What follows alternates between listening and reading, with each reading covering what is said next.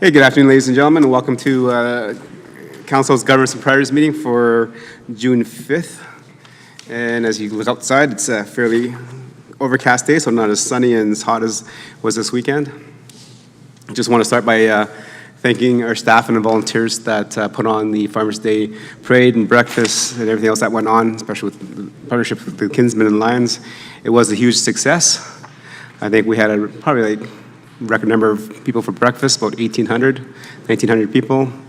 I also heard from the Pioneer Parkland Museum that they had more participants at the Kids Corral and through the museum than they had all of last year in a single day. So that's great news to hear.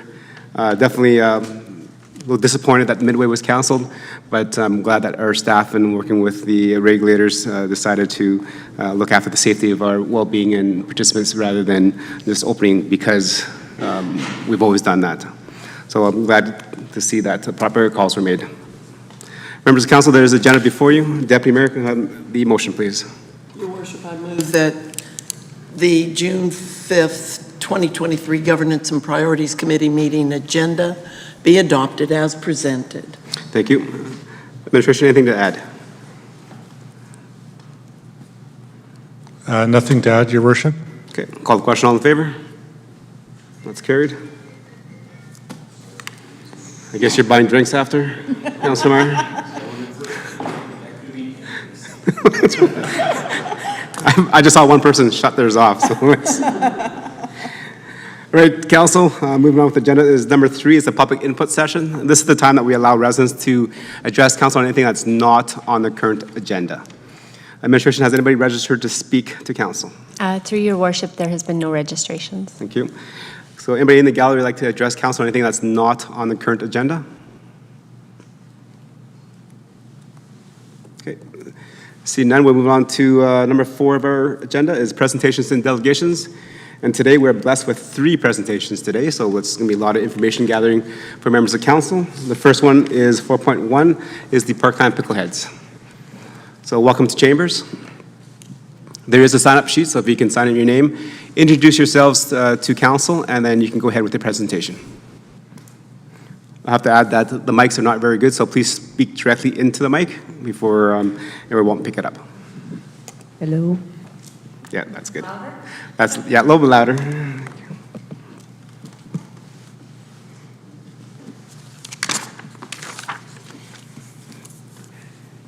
Hi, Mr. Mayor. My name is Gloria Whip. I am the president of the Parkland Pickleheads. And with me is Garen Jones. He's the past president of the Parkland Pickleheads. And we are very honored to be here in front of everybody to allow us this opportunity to give you a presentation. And we actually just recently did up a video, which is, don't know if you guys seen it or not, but we would like the opportunity to play it for you. We did it up when we applied for a grant, and we thought it fitting to present to you guys. So if the technology all works, I will do that for you. Okay, you have to push the little button there beside it, a little white circle. You have to push the button until it turns red.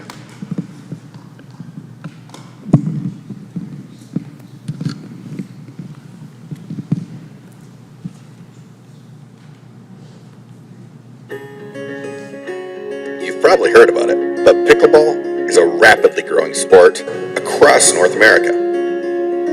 Welcome to Spruce Grove, Stony Plain, and Parkland County. We call it the Tri-Region, and pickleball is just as popular here as everywhere else. In fact, maybe even more popular. Parkland Pickleheads has been an organization that's been around since 2012. We currently have almost 500 members. And we serve the region of the Tri-Region, which includes the County of Parkland, Town of Stony Plain, and the City of Spruce Grove. Pickleball is not only fun and a great way to get exercise, but one of the most remarkable aspects of pickleball is the ability to bring communities together. Pickleball offers a unique opportunity for people to connect and interact in a friendly, engaging environment. But the problem that we're having is, where do we play? Right now, currently, we have 12 courts.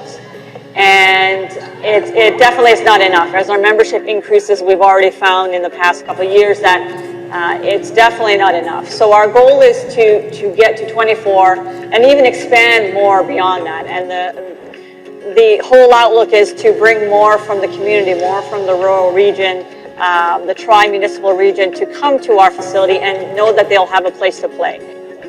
But with over 500 members and still having courts accessible to the public, we've already run out of space. As individuals come together to play pickleball, they forge new friendships and build new social connections. The game encourages teamwork, cooperation, and friendly competition, creating a supportive atmosphere that strengthens the bonds within a community.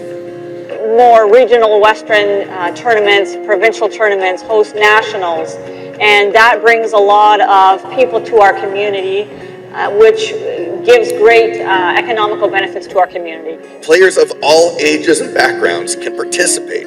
This leads to an intergenerational and intercommunity exchange of knowledge, experiences, and skills.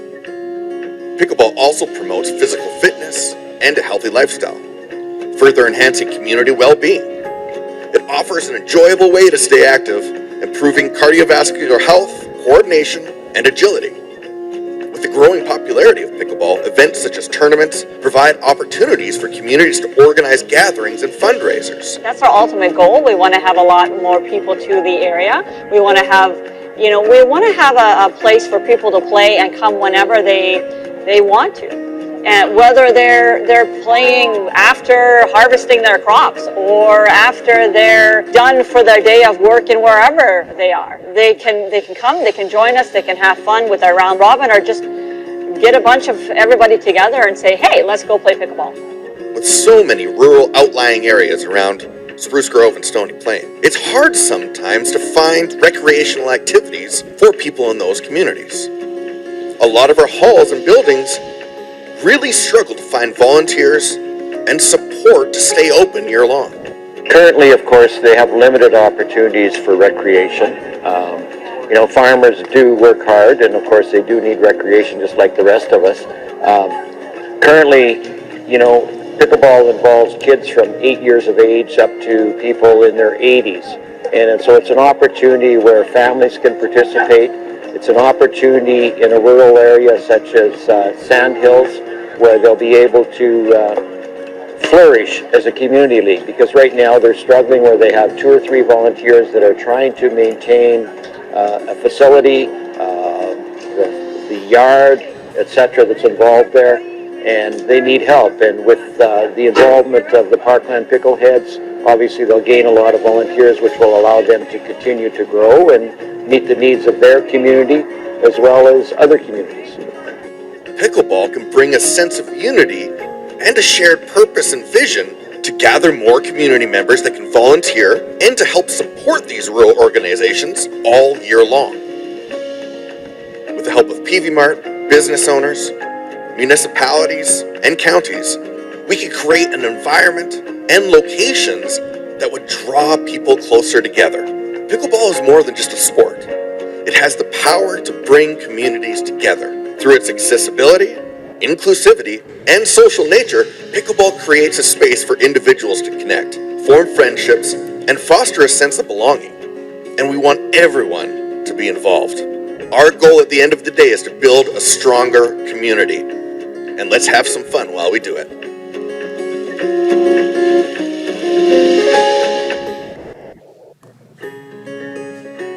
You've probably heard about it, but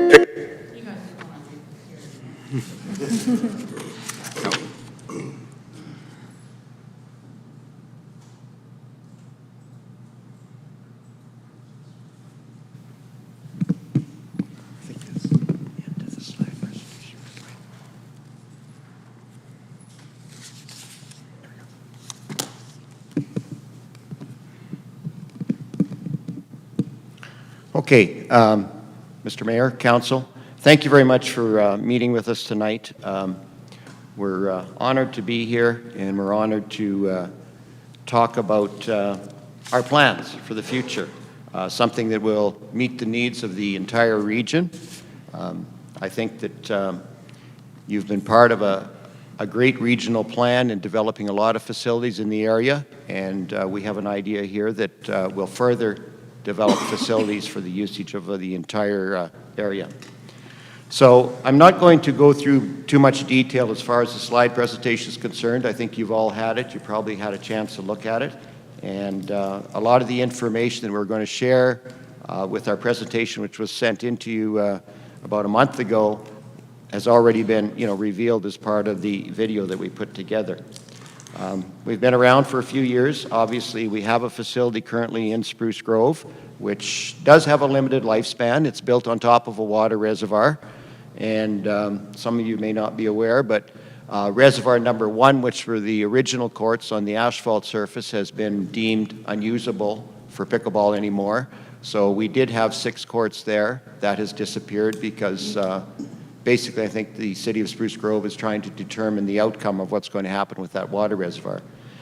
We had looked at plans to build to build courts on top of reservoir number 3, which is just to the south of where our current courts are, and we found that that was very costly and was not recommended based on the fact that courts on top of reservoirs just do not enhance or prolong the life of a reservoir. It's been shared with us that the current reservoir we're on does have a limited lifespan because there are some structural issues there as well. So that's why we sought to look for other properties.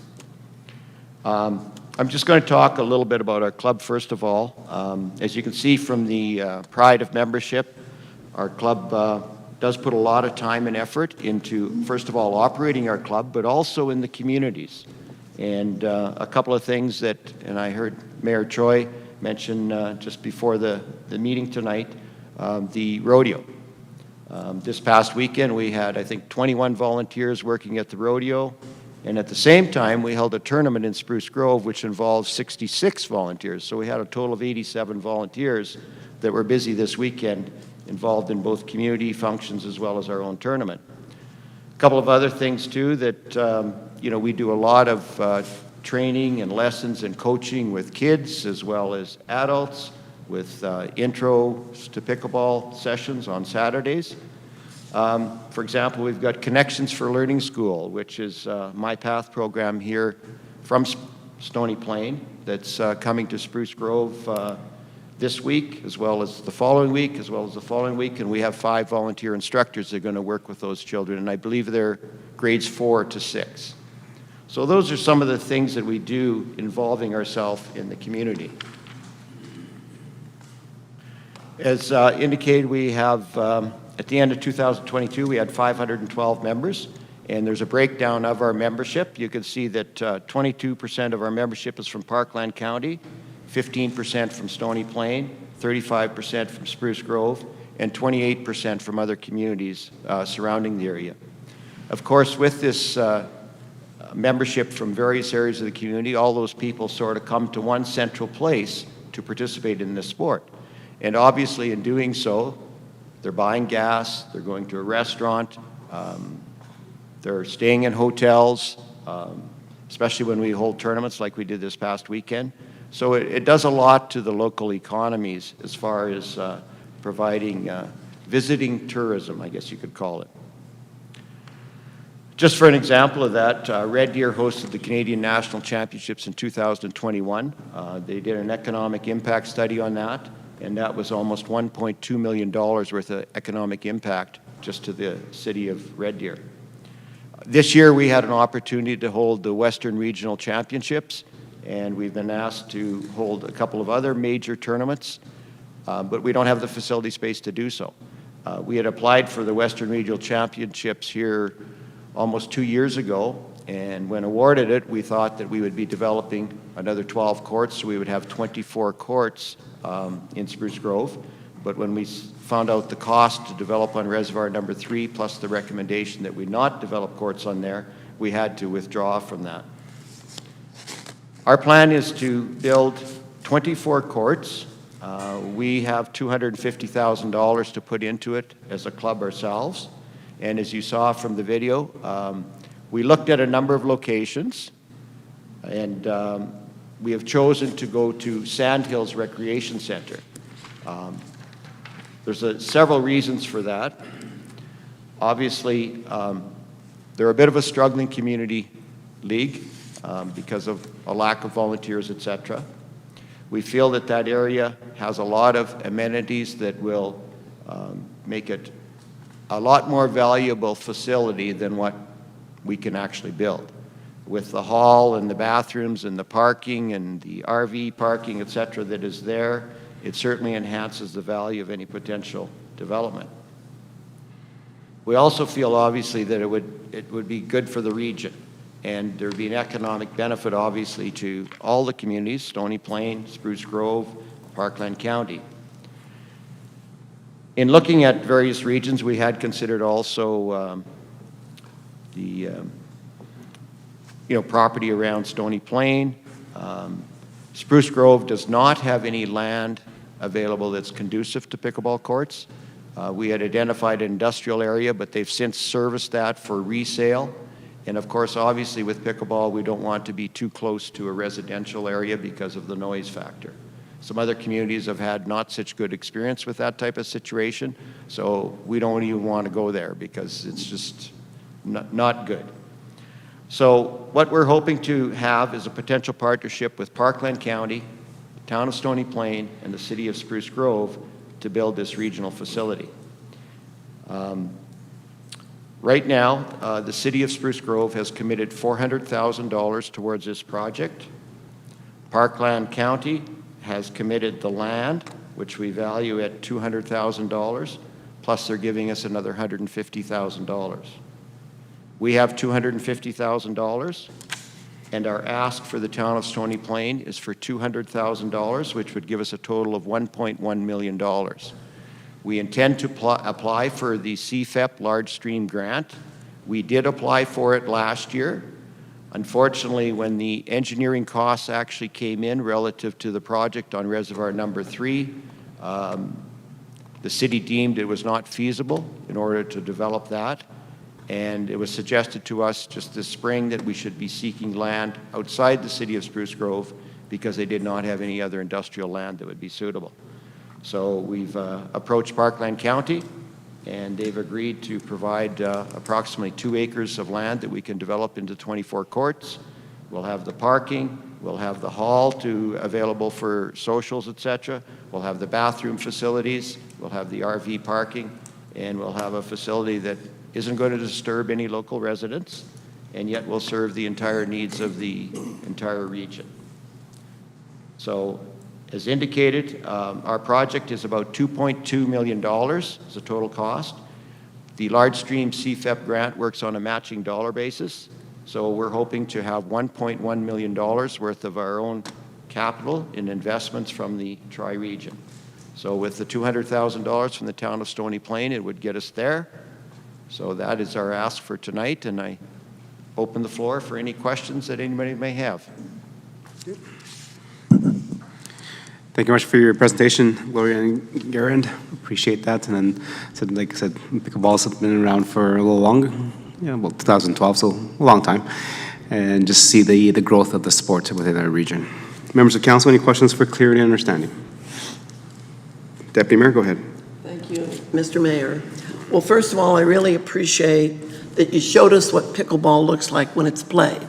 I haven't seen it, so I had asked before we came in here, what do you do it inside? Do you do it outside? And I realized you guys are playing up at our Heritage Pavilion right now, so I should come up there and watch it sometime. I also appreciate very much that you've made a very clear ask and that you lay out some of your costings so that we can see other participation from other municipalities, and that you guys have been at work trying to come up with this. The costs of building have gone up significantly, and they've come down a little bit. I'm not exactly sure where they are right now, but do you feel reasonably certain that, as stated on page 11 of our package, $1.134 million and $555 will get you what you need, 24 courts? And that's not a building, is it? It's outdoor courts. That was what Red Deer received as their. Oh, that's Red Deer. I'm looking at the wrong number. So your amount is 2.1. You feel certain that that would get you set up the way you want to be? Yes. And that will also be enough money to attract the tournaments, those things that you say will be the economic impact for the region? Mr. Mayor, to answer Councillor Hansard's questions, yes, we have quotations. Sorry. We've actually already appointed a general contractor to do the construction, and we are certain that those costs, $2.2 million, will cover the entire cost. In that, we're also building in the aspect of footings for an eventual facility that will provide indoor pickleball over part of those courts. There's a total of 24 courts. 6 courts will have a foundation around them so that we can eventually erect a metal building over top of it. Obviously, that's not going to happen in this phase. That'll be down the road. But we'll have 24 outdoor courts that will be ready to use. Thank you. Any other more questions for clarity and understanding? Councilor Laurie, go ahead. Thank you, Your Worship. And thank you very much for your presentation this evening. I just have a bit of a question in regards to Picklehead in the region. So you've mentioned you guys are from Parkland Pickleheads. Your club, I think you said, was about 600 members and so on. We also have the Yellowhead West Pickleball Club. How do the clubs work together? So when we're talking about this facility, is this facility one that is going to be accommodating both of those groups? Is this just a Parkland Pickleheads facility? Are they contributing capital dollars to it? How is that partnership working? Mr. Mayor, to answer Councillor Laurie's question, yes, we're fully aware of Yellowhead West.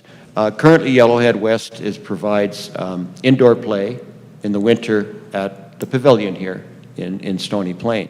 I don't believe they have a summer program operating. Our program is primarily summer with some winter play, but in the meantime, right now we have to utilize the schools. We use a couple of schools and we rent their gymnasiums, and that's how we provide winter play. The facility will be built as a spontaneous use type facility, and with 24 courts, there'll be an opportunity for a lot of people to play at one given time.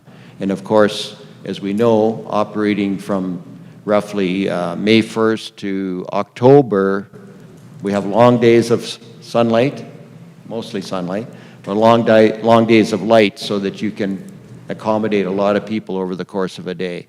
So yes, it will be readily available to anybody for spontaneous use throughout the region, and probably from outside the region as well. We'll probably get people coming from other communities that are nearby, whether it be West Edmonton or Devon or Kalmar, places like that. Sure, thank you. And this is maybe more of a question for administration.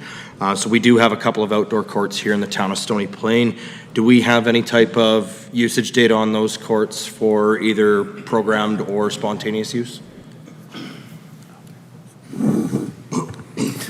Your Worship, through to Councillor Laurie, they're spontaneous use, so we wouldn't collect any data. There's no programmed element there. The Pickleheads do have some, or sorry, not the Pickleheads, the Yellowhead West does explore summer operations with us at the pavilion also in terms of expanding that play. So there's the 6 courts that we currently have. We've also expanded that into some of our outdoor ice facilities. So there's a couple courts, I think being 4 courts up at High Park that they're developing this year also, and then we're doing an experiment on some potential courts in the Glen Hall Arena, as there's likely to be some impact to our current existing outdoor courts with a pending renovation of or upgrade to the reservoir, which is underneath. So as has been presented this evening, divorcing the courts from the reservoir is likely our long-term goal, because you have a facility like that needs a major upgrade. You're losing infrastructure on top, which is unfortunate event for the players, because basically their collateral damage was something that happened. So We've been speaking, myself and the planning manager, general manager, with respect to making sure that as we continue to move forward and plan, that those courts are provided at a different location other than the reservoir. So that would be our plan moving forward. So we are exploring more courts in different locations throughout the community, white lines versus the colored lines that were part of the presentation, just to test whether or not we can use some of our existing facilities for expansion of that particular.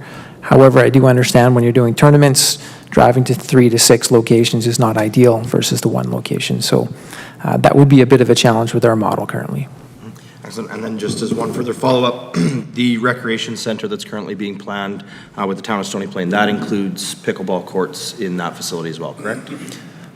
Your worship, through to Councilor Lori, yes, there's 4 identified in that particular court with some multi-purpose bookable, would expand that to 8 total indoor. We do appreciate that the 4 would be used purposely for that particular sport, and the others would have to be booked in coordination with volleyball, badminton, basketball that will likely happen on those courts at the same time. Excellent. Thank you. Any other questions? Councilor Anderson, go ahead. Thank you, Mr. Mayor. A number of my questions were already asked and answered, which is perfect. But just looking maybe for an idea of how the proposed facility that you're speaking to would be available to the public, or if it would be available to the public. My understanding right now in Spruce Grove is that it's kind of a shared agreement with the municipality. During Parkland Picklehead events, you're leaving a couple of courts, I think, open for spontaneous use of community members, and then outside of your designated times, it's open for community. So with the facility that you're looking to build, how do you see that being utilized as, or do you see that being utilized as a public amenity as well, or strictly for Parkland Picklehead events and that sort of thing? Mr. Mayor, in response to Councillor Anderson's questions. Well, currently there's 12 courts. There are 12 courts available 60% of the time for the public.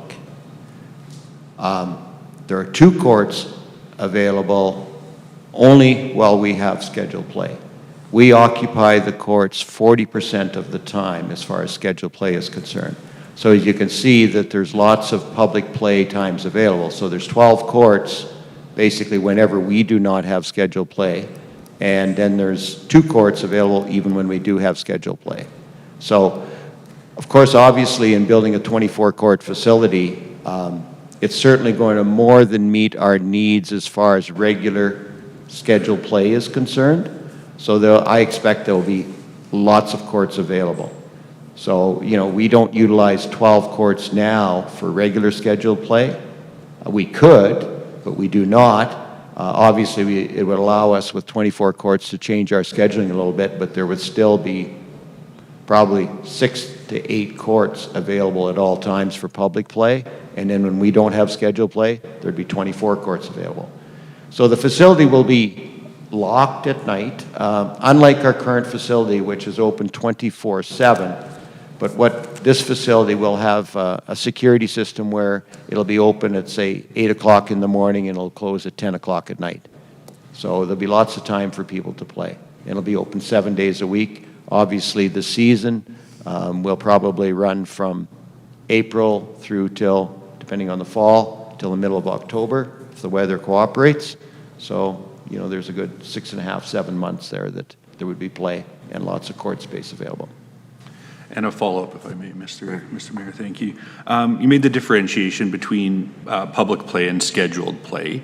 And so I just, you know, for my own clarity, want to make sure when we're saying public play, we're talking, you know, Joe and Susie resident would be able to come down and play on a court without having registered as a member of the Parkland Picklehead. These are going to be strictly for, not designated necessarily for public use, but, you know, there's not going to be the expectation that anybody that plays on the courts have to pay a registration fee with your organization to access those facilities.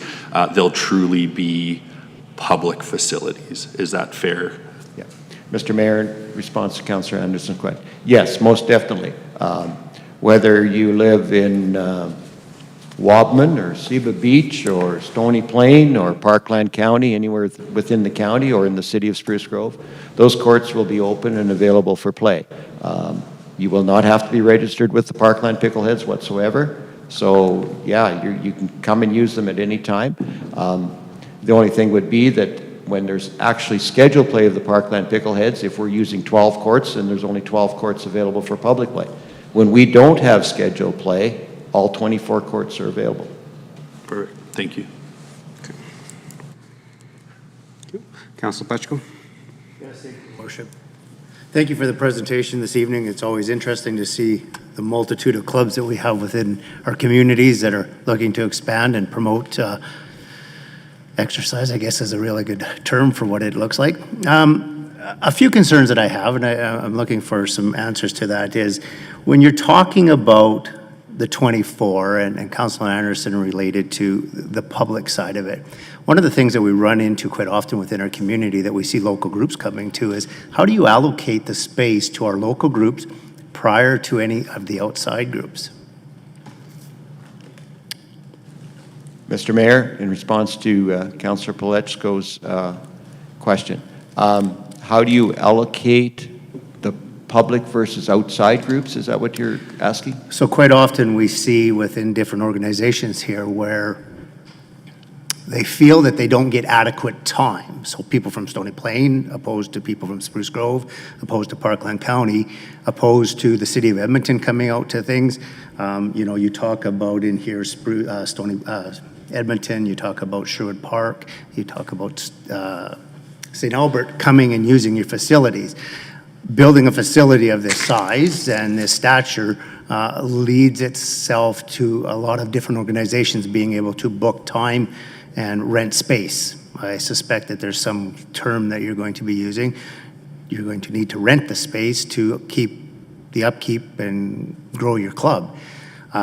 So we're talking about our local people wanting to be able to do stuff. So when you come to the cities, the towns asking for funding, we're always wondering how you're going to look after our residents. You know, that's the key to what is you're building here is for our residents.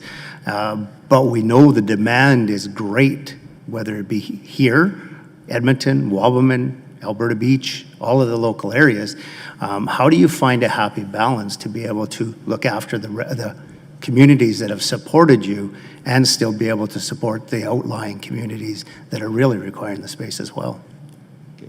Mr. Mayor, in response to Councillor Palechko's question, obviously we're going to limit the amount of, I guess there's an opportunity probably even with corporations these days that want to have a staff function that they may want to rent the facility. Now, obviously, it would have to be a pretty large corporation would want to rent 24 courts, but there could be 6 courts that could be set aside for them renting, to be able to rent on a certain weekend or a certain day type of thing to have a staff event. But obviously, we'll have to limit the overall rentals to make sure that we accommodate the other users. The other users being the public, the other users being our club, you know, anybody else that wants to utilize the facility.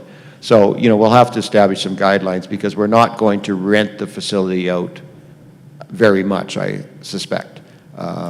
There may be some demand, but we're not seeking a whole bunch of renters. But obviously, any of those monies that did come in would obviously be used to maintain the courts moving forward, right? So, you know, and when you talk about maintenance of courts, you know, the courts in Spruce Grove right now obviously are getting to the point where they need some maintenance. You know, the lifespan of courts is limited by continual maintenance. The courts should probably be resurfaced. They're 5 to 7 years old, is the norm. So obviously we need to set aside capital in order to do that. Parkland Pickleheads, with the membership we have and the membership fees and the tournaments we have, generate, you know, a fair bit of capital that we'll be putting directly towards a capital maintenance account moving forward. But certainly we'll be taking into account the demand of the local communities before we look at renting the facility out to other people. Paul, if I could do a follow-up, just so expand on that just a tiny bit more for me, please, when you talk about facility maintenance? Have you actually done a cost analysis that relates to a 5, 10, 15, 20-year plan going forward? Is this a one-time ask from the town of Stony Plain, or will there be more asks coming down the future? So, you know, a twofold question there, really. In response to your question, no, there won't be any additional asks. We will be financially stable enough in order to do that maintenance. Most courts are set up on a rotational maintenance type program, and we intend to do that where, 5 years down the road, we'll be resurfacing 6 courts. The 6th year, we'll be resurfacing another 6 courts. The next year, we'll be resurfacing another 6, so that we'll have an established maintenance program, and we will be doing that at our costs as the club, being the primary operator of the facility. We have, like I say, the capabilities to generate a lot of money just through our memberships alone, as well as our tournaments, as well as fundraising. One of the things that we'll be able to do here in Sandhills is we'll be able to do a lot more fundraising and sponsorship than what we're able to do now currently in Spruce Grove. Obviously, being a municipality, you have certain rules and bylaws regarding signage, naming rights, etc. We have some freedom to utilize those sponsorship opportunities out at Sandhills, so we'll be able to generate a lot of money through that type of thing as well. Thank you. Councilor Loynes? Thank you, Your Worship. In your presentation, you said you're asking the 3 communities for some funding. With 28% of your guys' memberships coming from outside of our tri-region, are you guys going to be approaching St. Albert Sher Park in Edmonton, or are you just going to limit it to this tri-region? Mr. Mayor, in response to Councillor Loynes' question, we did not intend to approach those municipalities. Those municipalities have some of their own facilities, obviously. By us as a club putting in the $250,000, we feel that, obviously we're covering off some of those additional users. And of course, the benefit of those additional users coming to our region is they spend money in our region as well. So we're looking at that economic benefit. Just to give you a little bit of stats here, we had roughly 290 people travel to our tournament this past weekend, and they came from Saskatchewan, Alberta, BC, and they stayed in hotels, they bought fuel, they went to restaurants and so forth, and I know you couldn't hardly find a hotel room, I believe, in Edmonton, Spruce Grove, or Stony Plain this past weekend. Between our pickleball tournament, I think between a Luke Combs festival or concert in Edmonton, minor baseball tournament, Stony Plain Rodeo, like everything was virtually full. So, I think the economic benefit to be gained will certainly cover off a lot of the costs of, this facility and the maintenance of this facility. And so I think, it's a win-win situation for the entire region and all the municipalities involved. Good. Thank you. Any other questions for clarity and understanding? Councilor Anderson?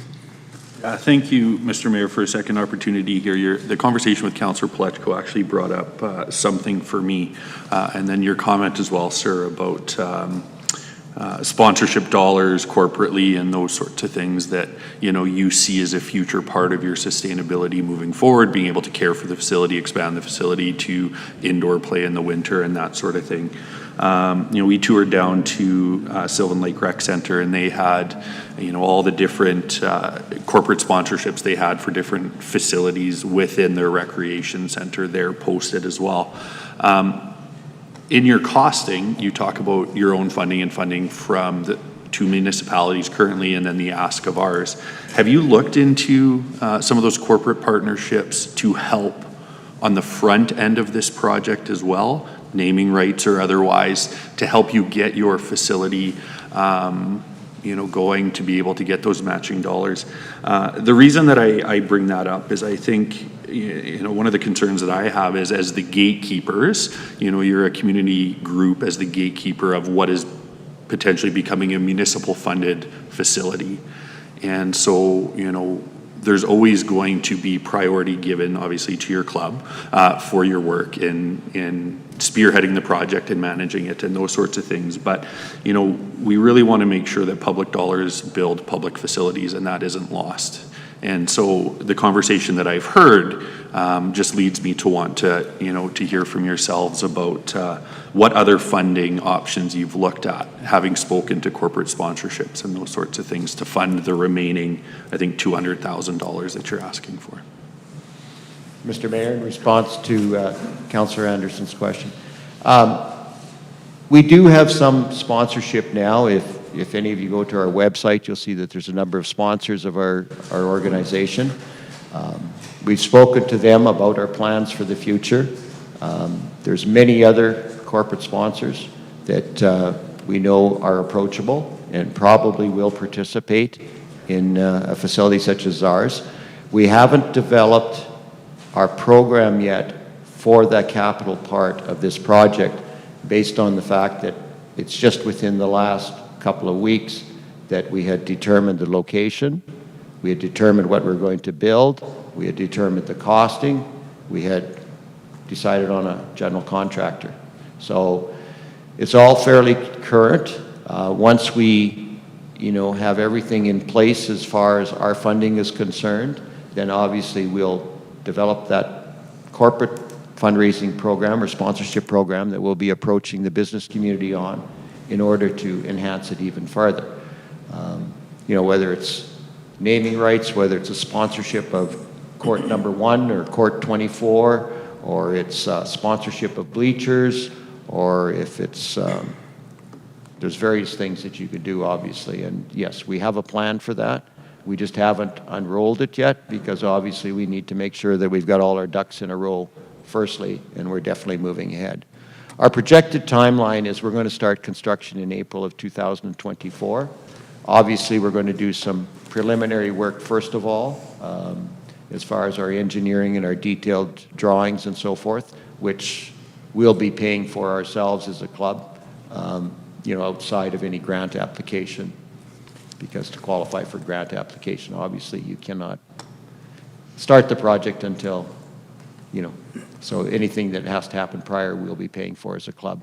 So we're still putting in another $250,000 specifically into the project, aside from what we're going to pay for up front. Okay. Thank you. Great. Any other questions from members of council for clarity and understanding?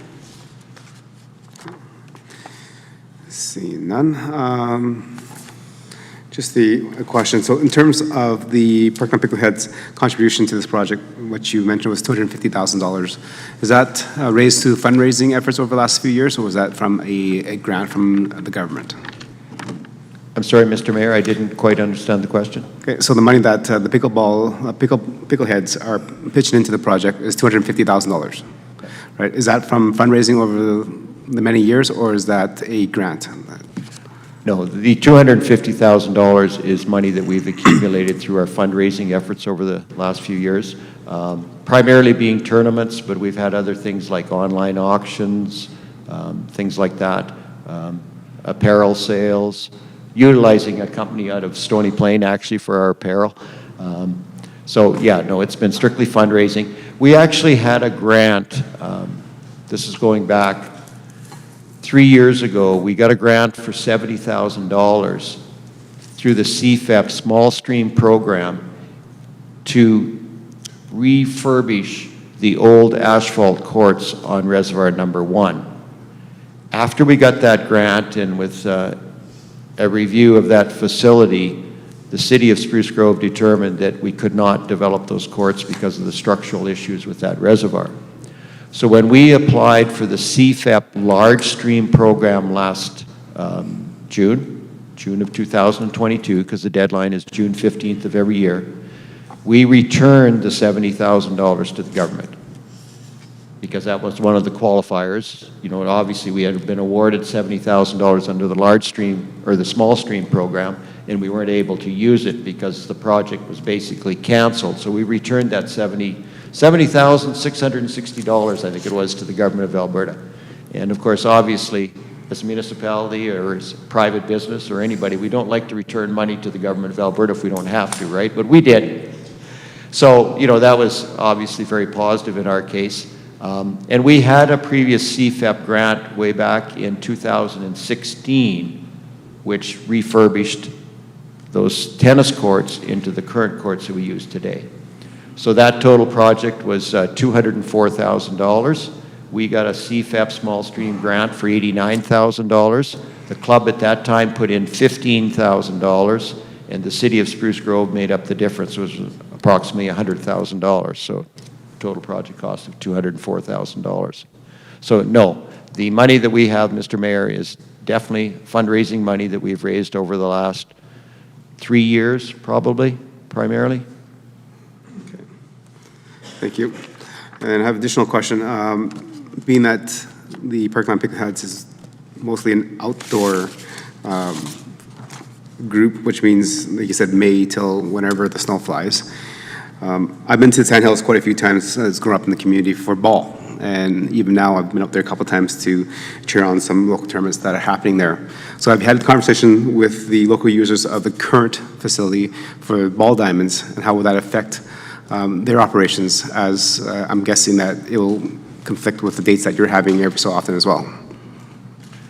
Mr. Mayor, if I understand your question, you're talking about Parkland minor ball, utilizing the ball diamonds at Sand Hills? Yeah, even besides Parkland Minor Ball, there's other organizations that have been using those diamonds for tournaments, et cetera, because I've been there for softball, I've been there for different things.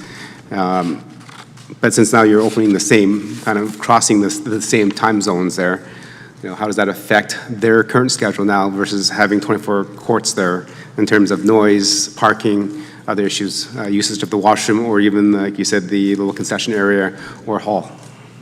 We've already had that conversation with the Parkland counties as well as the Sand Hills Community League. And obviously, we're not going to be scheduling events when there's a wedding there or if there's a ball tournament there. So we already have that understanding that, and we usually develop our dates for any tournament dates and so forth in the fall prior to the year. So we're, several months, almost a year in advance. So obviously it would be work on the same as any other hall or anything else. You have to book the facility well in advance. So we're having 3 tournaments this year. So, and we knew the dates of those back in December. So we were able to schedule those. And so like ball has a schedule. They have certain tournaments. There's weddings that are booked there and so forth. Everybody will be booked so that they don't conflict with each other. So we've already had that discussion and understanding. Okay. So, okay. And a question that I ask many of the community groups that come before us is, especially if there's more than one organization, is why 2? Definitely, you mentioned that you're here representing the Parkland Pickleheads. We've also known that there's Parkland West Pickleball Association as well. Same question that I posed to minor hockey, minor soccer. Well, why 2 organizations? Okay, Mr. Mayor, in response to that, there is some overlap of memberships, and the reason that there's overlap of memberships is because you have a great facility here in Stony Plain with the pavilion, which I think can have 5 or 6 courts in it. So obviously you can accommodate more playing, and you can accommodate playing during the day, which we cannot in Spruce Grove, like I'm talking about indoor play in the winter, because the schools, obviously, we cannot use the schools except on weekends. We're hopeful that we'll get a weeknight, but certainly we can't use them during the day. So, the idea of a second club was they geared it specifically towards daytime play during the winter in a facility that you have here. And like I say, there's a lot of overlapping memberships. We see it, when we look at our membership system, that, a lot of people belong to both clubs. And the reason they belong to both is they want to play outdoors in the summer, where they play with us, and then they want to play indoors in the pavilion in the wintertime. So they've joined both clubs so they're able to do that. Okay, that sort of makes sense to me. I was also thinking about the synergies that could be happening if they're, like you said, a lot of members are cross members anyways. To me, just thinking out loud is it just makes more sense to have one club that does both indoor and outdoor facility and planning. So in terms of building facilities here, I think Councilor Laurie mentioned that we're looking at the indoor recreational facility that does have pickleball courts inside of it. So again, something like that, we'll actually be asking you guys for a partnership to contribute to our program, I think. So I'm trying to understand the differences and nuances of outdoor and indoor play, because you said you also do indoor play as well, which is mostly in the summertime because you can't use it during the school times, right? So evening play, indoor. So I'm just trying to figure out why there's two organizations to do with one sport when definitely one is probably able to handle everything. So I'm trying to, because I'm pretty sure that if there's a request for money from the Pickleheads, and I believe that there'll be a request for money from the Yellowhead Pickleball Association as well. That's just how it goes. Like we get asked from Stony Mind and Ball and different organizations and wondering to maximize the dollars, because this is public dollars that we have, is to say how's it best to utilize for our community. You know, if you're asking for $200,000, then is that another ask for $200,000 for the Yellowhead Association? So it's not $200,000 anymore, it's $400,000 for our community. Okay, Mr. Mayor, in response to your question, I guess, obviously I can't comment on Yellowhead West and their plans, you know, and so forth. And, you know, I was somewhat aware of the fact that the town of Stony Plain was planning on building some courts themselves.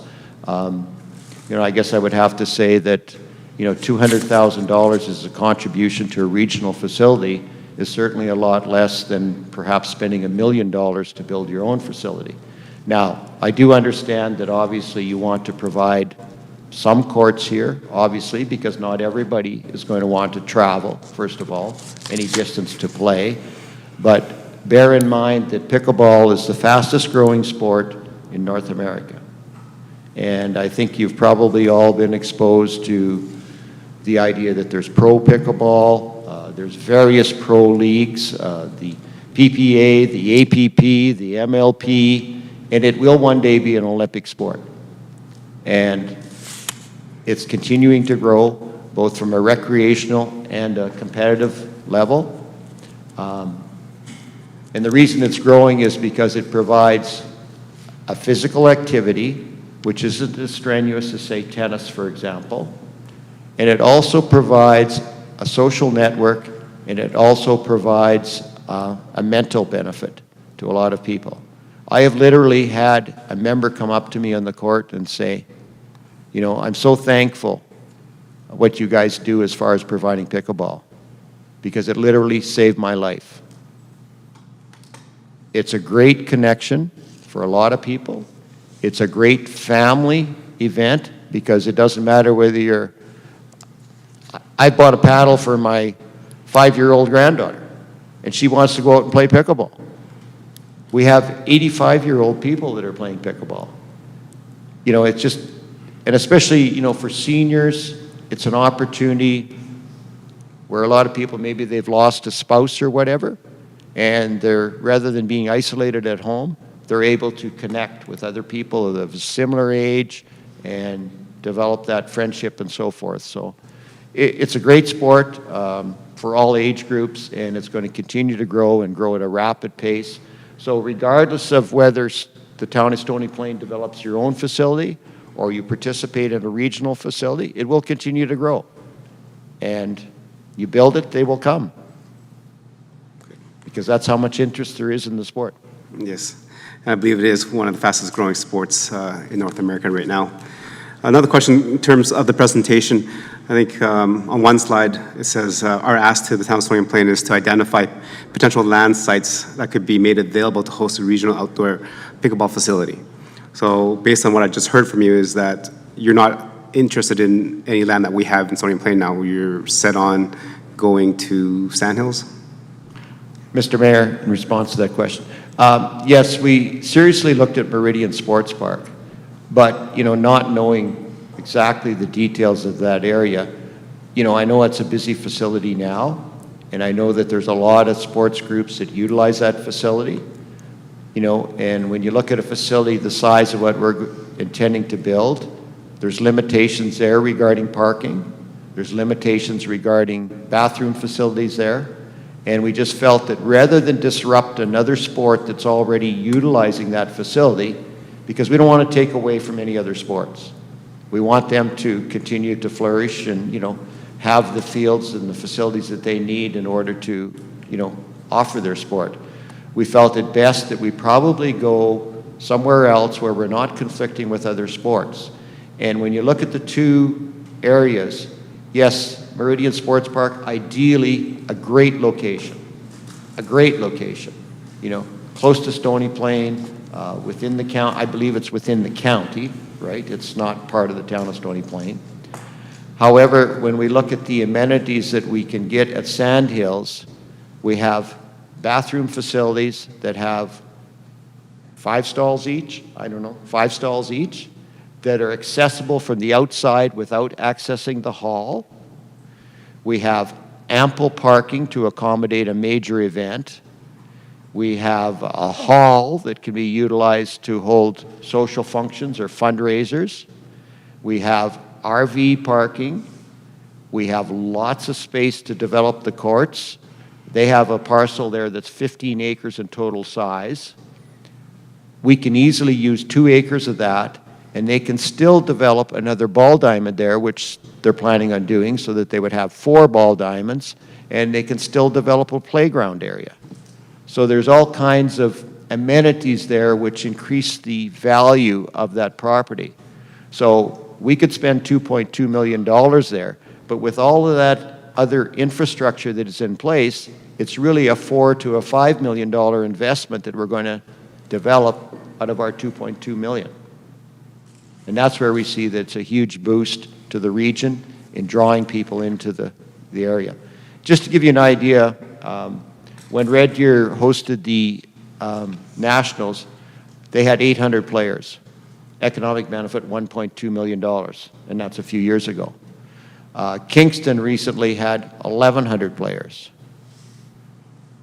The potential with that is huge because those 1,100 players come, they bring their families, they bring spectators, local people come as spectators.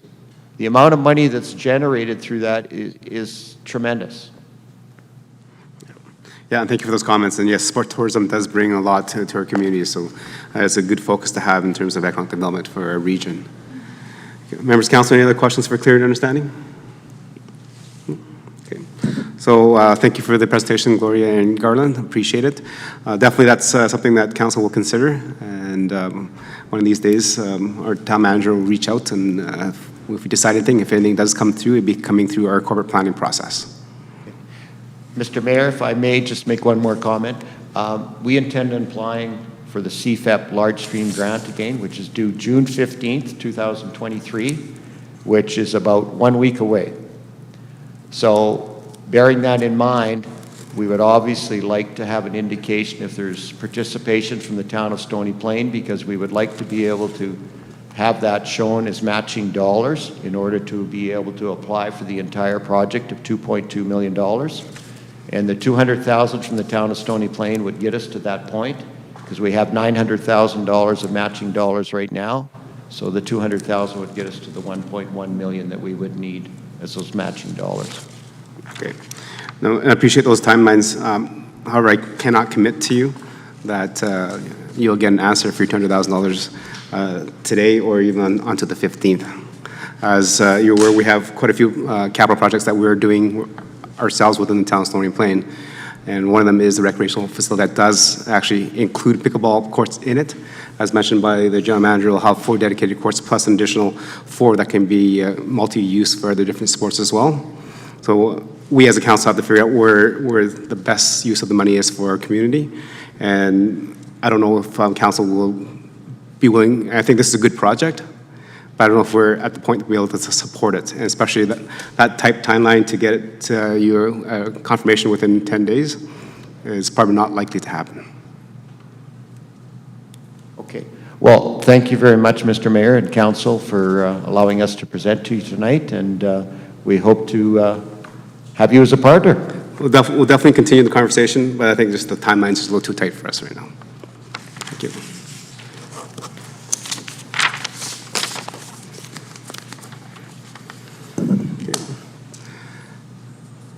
Okay, members, council, moving on to our next presentation is 4.2. We have the Light Up for Life Tri-Community Palliative and Hospice Care Society, so welcome.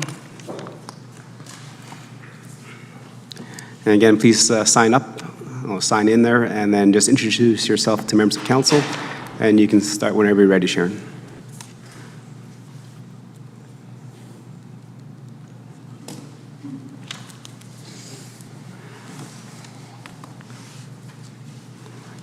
Thank you.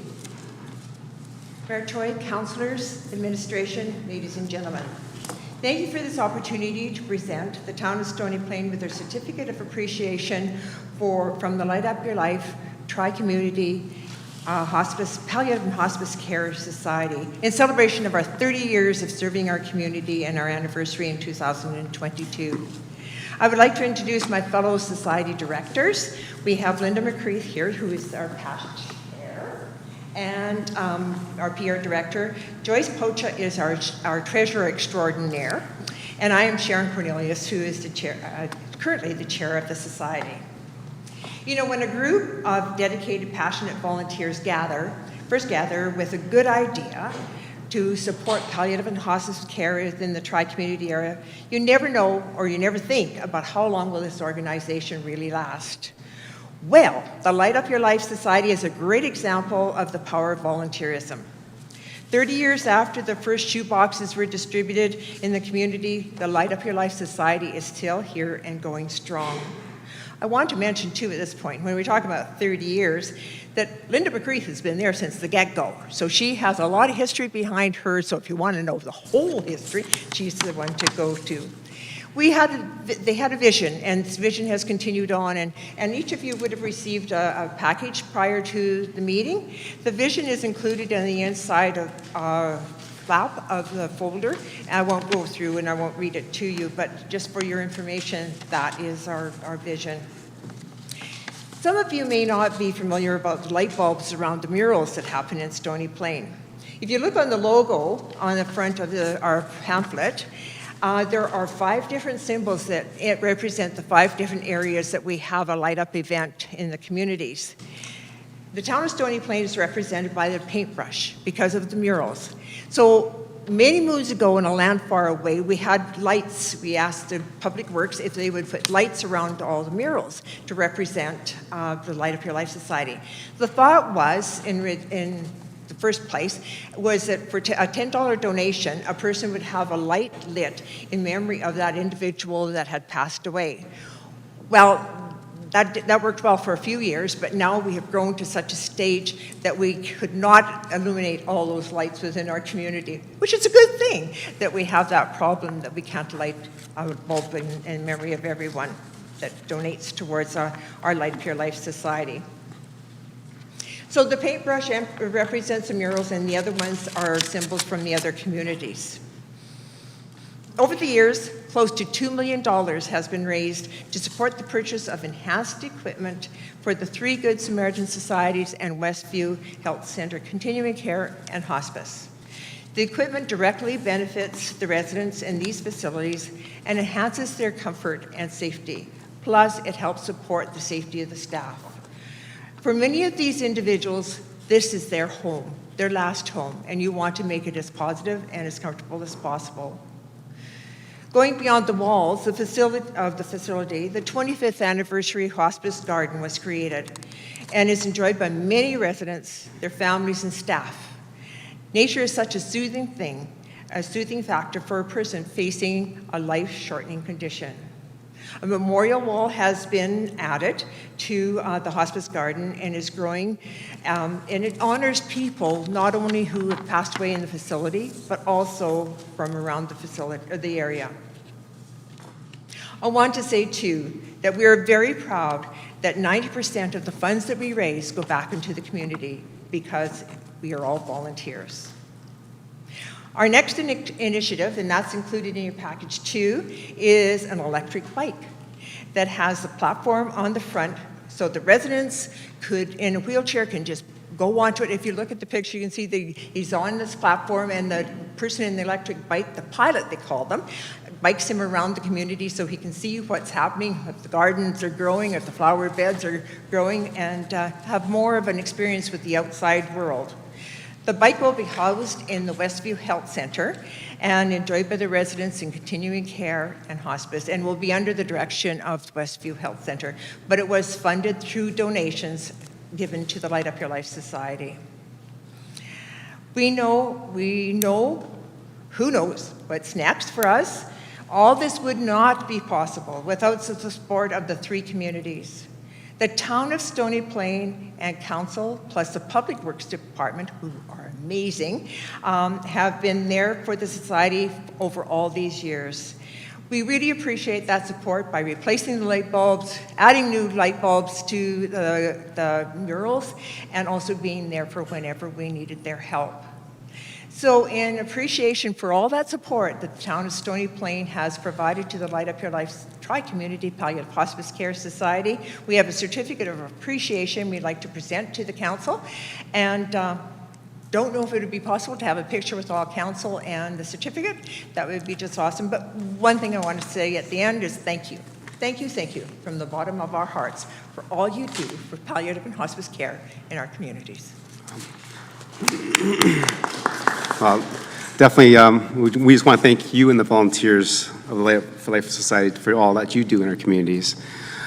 Seeing some of the benefits, and as my grandma was in palliative care at the Westview, and we definitely appreciated the attention, and you can see the quality of life improvements that the society has raised to help those residents that are in the last legs of their life on this earthly world. So thank you for that.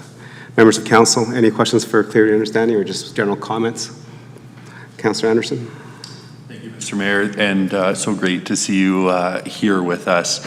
I know councils before us and current council and present council today truly appreciates all that the society does for the residents, not just in Stony Plain, but in surrounding areas as well. And so, as the mayor has mentioned, I feel like we should be awarding you the certificate of 30 years for all that that you do within our municipalities. Little bit off topic, but just want to hear maybe a quick update on the Solarium Legacy project, and I'm curious where that's at. We are just as serious as you. No, actually, what it is, we're really excited and looking forward to receiving the drawings up to the 95% completion level. And so that's where we're at. Okay. Sort of on hold, one say, but we're looking for that. That'll be sort of the next step in the process. So. Okay. And the funding's on track, and We are. It's going. When you build a house, it seems kind of to come together quite quickly. Well, building something with the not municipality, but with a big organization takes a little longer. So we're patience is a virtue, they say. So we're doing that very well. perfect. Well, and we look forward to seeing it come to fruition at some point soon. So thanks so much. Thank you. Right. Any other questions? Councillor Hanser, Deputy Mayor, go ahead. Thank you, Mr. Mayor. Well, Ms. Cornelius, I wanted to say to you, not all hospice organizations are the same. I had both of my parents involved with hospice, one in Arkansas, one in, both of them at one time in Florida, and it was actually quite different there. Here, I always get the impression that you guys come in under the families and lift them up. And the feeling that gives people that they are not in their final days of their loved one's life alone. And indeed, those final days can still have great value to all members of the family. So I want to thank you for that. It was particularly enjoyable. I don't know why. In all my years on council, we had interaction with you guys, but this last year, freezing with you downtown during the light up on the street corner like crazy people, that was fun. You guys made it fun. You kept it short, you kept it sweet. We were to the point and we were frozen solid, but it was wonderful to be downtown with you. And then every time you would show up, you had such enthusiasm, you and your wonderful team, and I just wanted to commend you for that. Because when you light things up, It's not always street lights at Christmas. It's really lighting up the world for people who need your care and services and making their lives easier with all these wonderful projects that you have funded. So I want to give you my thanks. I wish that my parents had been able to access the kind of care that's given here with this organization. Thank you, Mayor Choi. Through to Deputy Mayor Hansard. Just on your comment about lifting people up, one of the things that we have supported through many training sessions is a palliative care volunteer training program. So through that, individuals within our community learn about what to do when you're working with someone that's palliative. All the volunteers we do have that come in and visit with individuals are handled through Alberta Health Services, not through us, because of they're in that facility. But we work our best to provide that training for them so that they go in there and they're more comfortable with their role as to what they say, how they say it, and what's needed for someone that's in the final stages of life or needing just that comfort. So we work it directly. Thank you so much. And then one final comment, Mr. Mayor. These are the times that you're dealing with people, the time of their lives, are really sensitive and very crucial to how they feel able to carry on with their grieving process after someone has died. If they truly feel they've given their loved one all they can and gotten some help along the way to do that, it makes the grieving so much easier. Mayor Choi, through to Deputy Hansard. Deputy Mayor Hansard, we have to remember the family. The family is just as important as the individual, is important to that individual, and so we try and with the volunteer program and the training that we do provide, talk about family and how family is so important and needs to be part and parcel of it. So some of the things that we have purchased that have helped with that is little fridges, microwaves, and things like that that we can have in the kitchenette area, so that if the family wants to go and get away, make something, a cup of soup or whatever it is, and come back, well, we've provided that equipment for them so that they have that comfort. And also we have pamphlets. Well, I could go on. We have pamphlets and a few other things that we provide, but we have to remember the family in the whole picture when you're talking about palliative and hospice care. One big group. Well, keep doing what you're doing, and none of you get to retire from it. Well, I don't know about that one. Thank you very much. We would appreciate it. Is it okay to take it? Okay, any other questions, comments?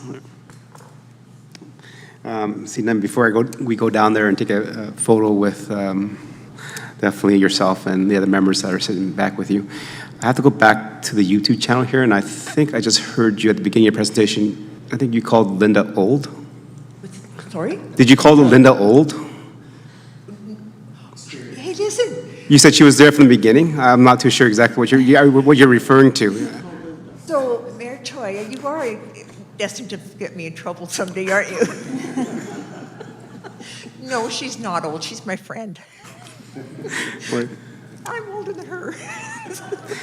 Well, definitely on behalf of council and our residents of the Tribe Municipality, thank you for the work that the Light Up for Life Society has done in our region. And definitely, many people have been touched by your generosity and volunteerism to make sure that people are in comfort in the last stages of life. So thank you much for your work, and thank you for the presentation. Thank you. Shall we? Council?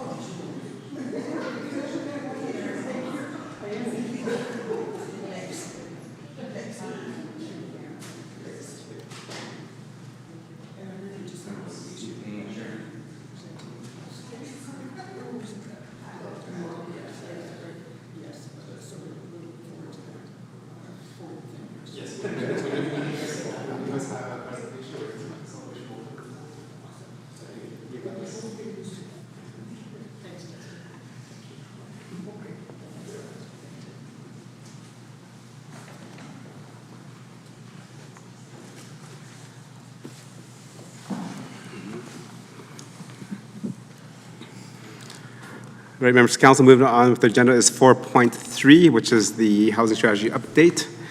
And again, we have a presentation from ISL and members of our staff as well. So thank you for signing up, and go ahead and introduce yourself to council, and you can start.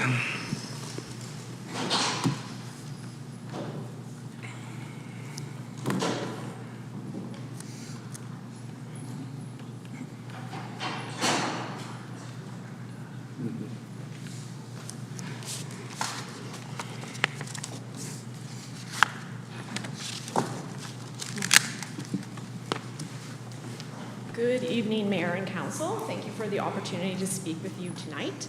My name is Courtney Lawrence, and I'm the lead of social policy planning at ISL. Over the past 9 months or so, my colleagues and I have been working with town administration to update the 2021 Community Profile and Housing Needs Assessment developed as part of the housing strategy so that we're better able to reflect more recently released data. So as part of my presentation tonight, I will quickly provide a background refresher on the project process, share an overview of the targeted updates that were undertaken, and highlight some of the key changes from the update of the community profile and needs assessment.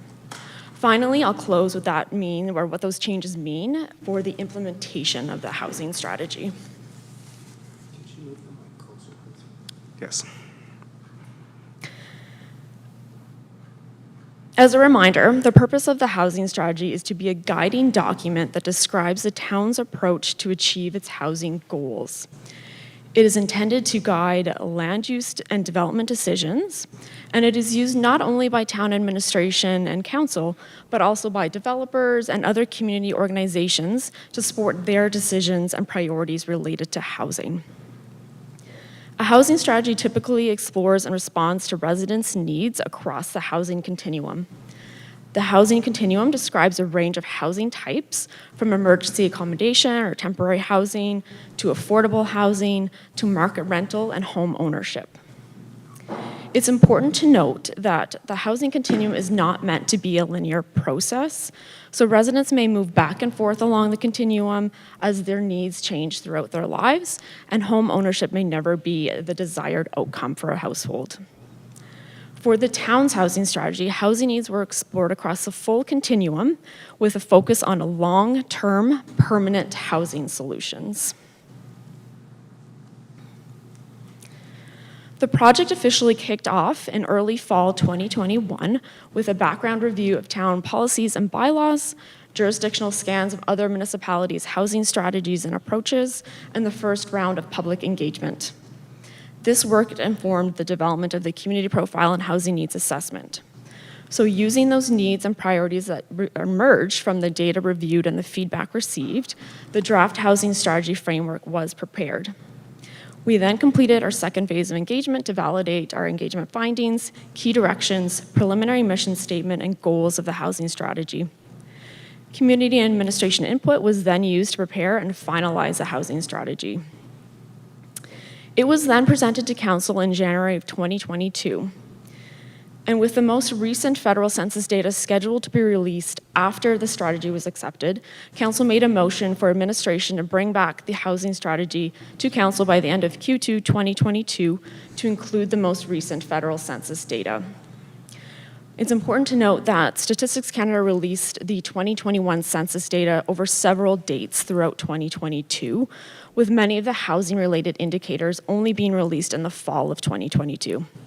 So given these release dates, town administration provided a housing strategy update to Council on June 13th, 2022, to present an analysis of data released up until that point, noting that the comprehensive update could not be completed until the full data set was available. So the more comprehensive and targeted update was initiated in the late summer of 2022, and then over the last 9 months, as I mentioned, the community profile and housing needs assessment was updated with that data.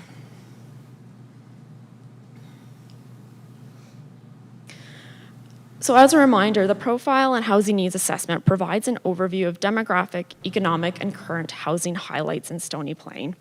It includes data on current housing supply and demand, housing conditions and changes in housing stock over time, sales prices and rental rates, affordability, core housing needs, and anticipated housing needs. So most of the data in the 2021 report came from the 2019 municipal census, the 2016 Statistics Canada census, Canada Mortgage and Housing Corporation rental market survey, and the Edmonton Real Estate Board, and existing reports and sources. The report itself did not require a full update, but a targeted review focusing on the specific indicators were undertaken.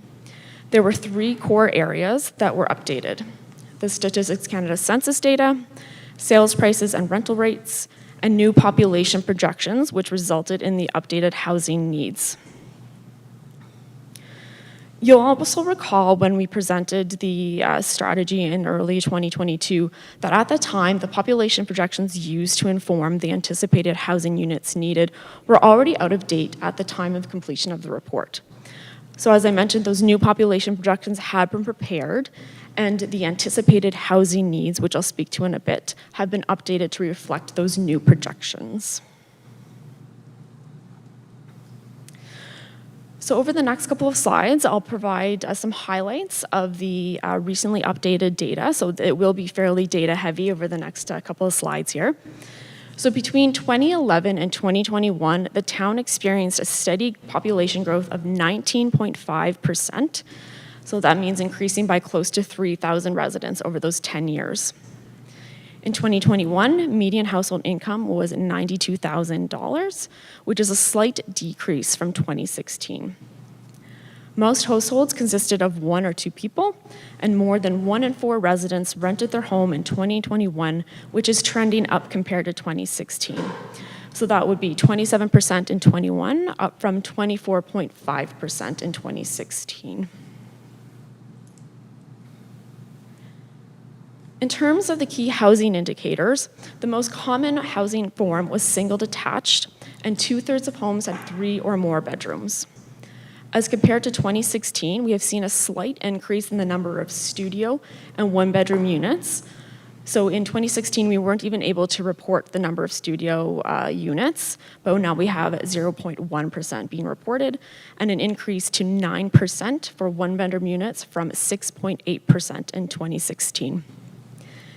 An important rental housing indicator is the community's vacancy rate.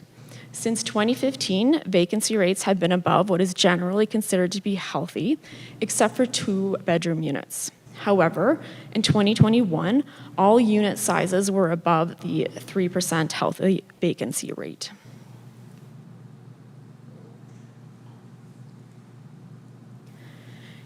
In 2021, close to 1 in 5 of all households in Stony Plain were spending more than 30% of their income on housing costs, which is a significant increase from 2016.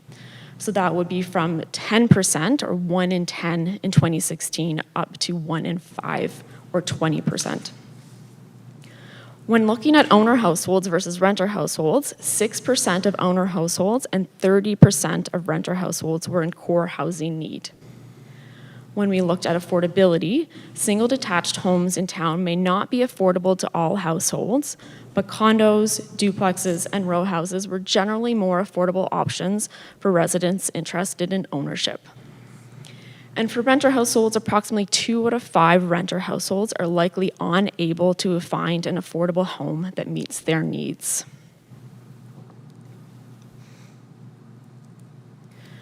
So in order to determine the future housing needs, we needed to look at how the town's population is anticipated to grow over the next several years. So as I mentioned, new population projections were prepared in the fall of 2022 by Applications Management. Edmonton Metropolitan Region Board has recently completed their own population and employment projections for the Edmonton region that use different data inputs than the one for the towns, which is why the ones completed by Applications Management will differ than EMRB's projections. A strong population growth between 2023 to 2028 is anticipated, with a slightly slower growth anticipated between 2028 and 2033. Over the next 10 years, the town is anticipated to grow by close to 3,400 residents.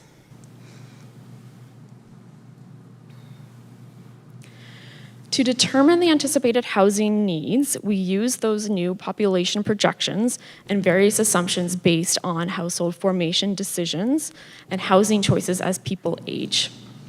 Before going into detail about the various housing needs, I do want to note that the needs identified are not mutually exclusive, and that one home can meet varying needs. So for example, we can have an affordable rental home for a senior. So those are different groups of needs. The needs identified also don't mean that they all need to be new development. Appropriate units are likely to be accounted for through renovations or through inherent affordability as that unit ages. So over the next 10 years, we identified that by 2033, the following housing forms are anticipated to be needed. A total of 1,500 homes are needed to meet anticipated growth. Approximately 73% will need to be ownership units. The greatest need will be for 3-bedroom units. And an anticipated 205 affordable housing units will be needed, with approximately 64% of those targeted towards renter households.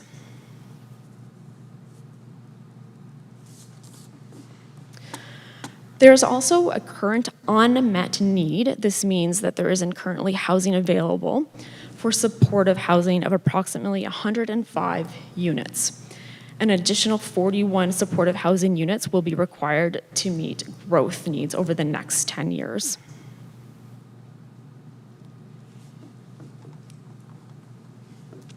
We also identified specific groups with particular needs. So considering the growth of residents identifying as Indigenous in the community, 120 housing units will be needed for Indigenous households. 455 homes will be needed for seniors, which is reflective of an aging population. And lastly, 730 homes will be needed for families, which include 185 homes for lone parent families. And so when we refer to homes needed for families, those are the larger units, so the 3 to 4 bedroom units.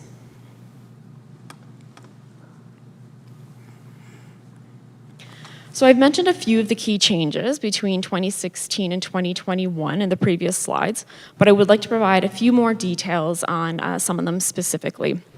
So as I mentioned, median household income decreased in 2021 compared to 2016 by close to about $2,000. That is an interesting change given that household incomes in other municipalities tended to increase during that same time, largely because the 2021 data asks about your income in 2020. And so with the support of COVID-19 benefits, we tended to see increases in median household income for this census period. However, this decrease, it is slight, may be more reflective of the economy as a whole in the community. Many households are also facing affordability challenges. In 2016, almost a quarter of renter households and 5.5% of owner households faced affordability challenges. While in 2021, that increased to 35.3% of renter households and 13.9% of owner households facing affordability challenges. So if you start to think about how that income decreased, and we know the increases in inflation and costs and affordability over that time, that's why we're seeing some of those affordability challenges. Seniors are projected to make up a smaller share of the population in 2043 than in 2023. And this is smaller than previously anticipated, if you recall our report from 2021. So what we're seeing is actually adults in the age cohorts from 25 to 44 are anticipated to increase as the share of the population.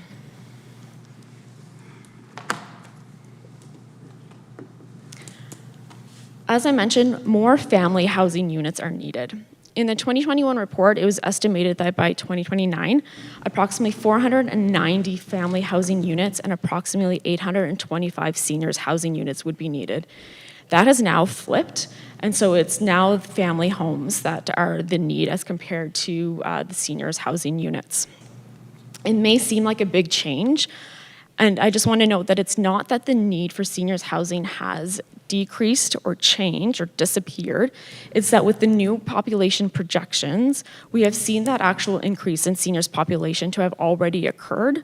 So between the 2019 and 2023 period. So that's where we've already seen the seniors population increase. And so now we're seeing that the greatest need over the next 10 years will be for those larger 3 to 4 bedroom units. And after a steady decline in housing completions beginning in 2016 to only 32 housing completions in 2020, there was a significant increase of 334 units completed in 2021, many of which were apartment units, and those made up 70% of housing completions in 2021.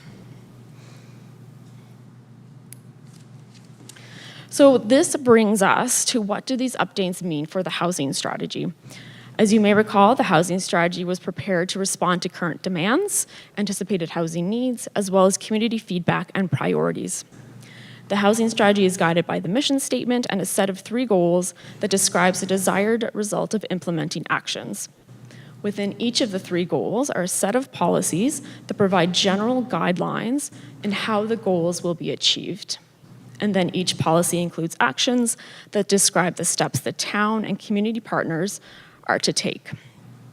Lastly, each policy has been prioritized for implementation in the short, medium, and long term, and leads and supports to support implementation have been also identified, and indicators have been provided to help monitor progress over the next 10 years.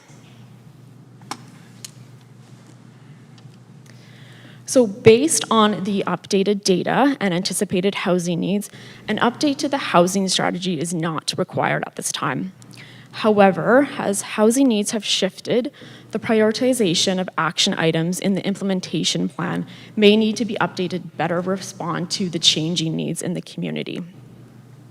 So the following changes identified on the slide there are recommended because of the updates to the report from the new data that we received from the 2021 Statistics Canada and the new population projections. So addressing affordable housing for renter households in particular, and a more active community-wide response, such as pursuing funding for affordable housing, needs to be a key priority. And more emphasis needs to be placed on increasing family housing, or those larger units, the 3 to 4 bedroom units. And although providing seniors housing is still important, it is not or should not be the highest priority for the town at this time. And with that, I would be happy to answer any questions or comments you may have about the update. Right. Thank you for the presentation and updating those numbers for us. That it's hard to do some kind of study and survey when we're always dependent on federal census numbers, which is done every 4 years, but they don't release it until the year after. So you're always trying to play catch up with those numbers. Members of council, questions and comments, please. Councilor Pletchko, go ahead. Yes, thank you, Your Worship. Thank you very much for the presentation. Found it very insightful. However, one thing that just kept coming to my mind the whole time is page 178. You talk about households faced affordability challenges. And what this keeps bringing me to, we talk about percentages here, but we don't actually talk about reality numbers. How do we get to a reality number to know what is an affordable housing for our people today? You talk about a decrease in household income from 94 to 92. I suspect that's with COVID. You mentioned that's probably a decrease in hours and overtime and stuff like that. So. But over the next few years, I don't know how much better that gets because people are just trying to get to where they were prior to pre-COVID. So my concern comes with the availability of homes within our community that are going to be affordable. You talk about needing 3 and 4 bedrooms. Today, that's probably a $600,000 home being built. When I look at the numbers, I don't know that makes sense for somebody that's making $92,000, right? So how do we get and the cost of everything continues to rise astronomically. In this study, did you see anywhere how we could get to a number that we could make work with our builders and developers that are able to provide those places, even in some of the older locations within our community, as they need to be renovated, the cost goes up. Having a few places in town myself that I rent, as we've had lower rents, we see rents going up because there's a huger demand. People will pay a little bit more. But what it's also doing is it's now taking the people that were just barely making it, and they're having to move back home and with their parents. And, you know, I've seen that in my own stuff on a number of times. You know, you can subsidize it for so long, and then you have to be able to move that rent aspect up. So anywhere along this equation, if we've been able to come up with something that can point to what we might be able to do within our community as community builders and leaders that might help our local people. Through your worship to Councillor Plechko, it's one of those questions that every community is struggling with, how to provide homes that are affordable at the level that the community has defined to be affordable, and maintain that affordability too. So even if you are able to provide affordable housing when they first start renting or first buy into, can you maintain that level of affordability? And so there's no easy way to do that, unfortunately. I will say what we do when we do the analyses, we do affordability analyses, and so we look at what the sales prices have been, considering kind of the changes in interest rate. We look at generally what the increase to utilities, what that might mean, and what people can afford in the community. So using what we know of the median household income and what we know of sales prices and estimation of cost, knowing that there's a lot of assumptions that go into that. Generally, when we look at it, if someone is buying a condo in the community, based on what we know of income with 20% down payment, about 80% of households could afford a condo in the community to own. When we go to duplexes, row houses, based on, again, 2021 sales prices, about 60%. Single detached, we're down to about 49%. Where the challenges come is when we're trying to see that shift from renters coming into first-time home ownership, where if the rent is so high, they're not able to save up for a down payment. And so that's where we need to find other ways to get them into home ownership. So there are federal programs available, but really what's important is to try to seek out any funding opportunities as possible and try to get those matching dollars. So as a municipality, it's the pieces of, if you're looking at surplus town-owned land, getting land available that an affordable housing organization or a not-for-profit could work with a developer, building those connections, applying for matching grants, getting that seed funding and operations funding. It's next to impossible to develop affordable housing on its own to meet some of the price ranges that are needed. As you mentioned, the $600,000 for those bigger homes. So having that funding in order to reduce those initial costs is key, and having other partnerships or with the use of municipal-owned land. Oftentimes, provincial and federal programs also require the municipality to demonstrate commitment, so whether that's through their own funding or through the partnership or providing town-owned land. And then that's how you can get your matching grants as well. So I really do think the pursuing funding opportunities, and with the recent released program for the Housing Accelerator Fund, which is supposed to be opening in the next couple of months, that's a great opportunity also for the town to explore. One of the requirements being that you have to have a needs assessment, that you have to have some of your priorities already identified, and you've done that. And so you're already ahead of the game in being able to really set in your key priorities and then pursue that funding once it becomes available. Thank you. Okay, thank you. Any questions for clarity, understanding, comment? Councillor Meyer, go ahead. Thank you, Your Worship. Just to your last comment in regards to ways that the town can have their stuff in order.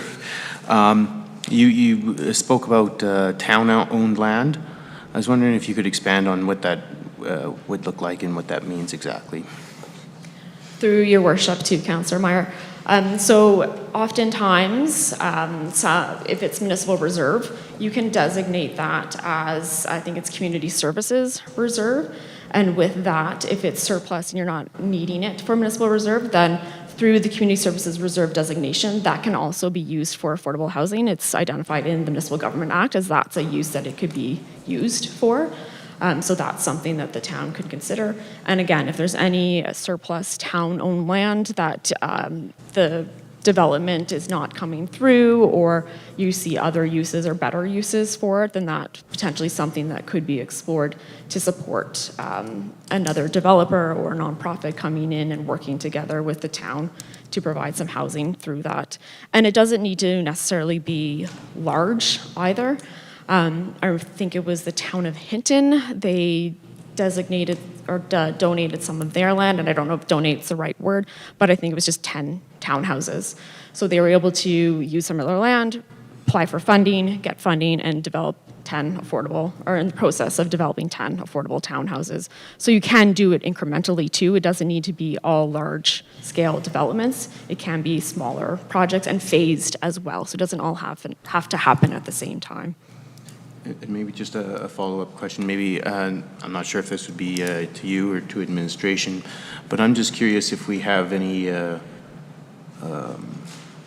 municipal reserve and the like available that we're looking at.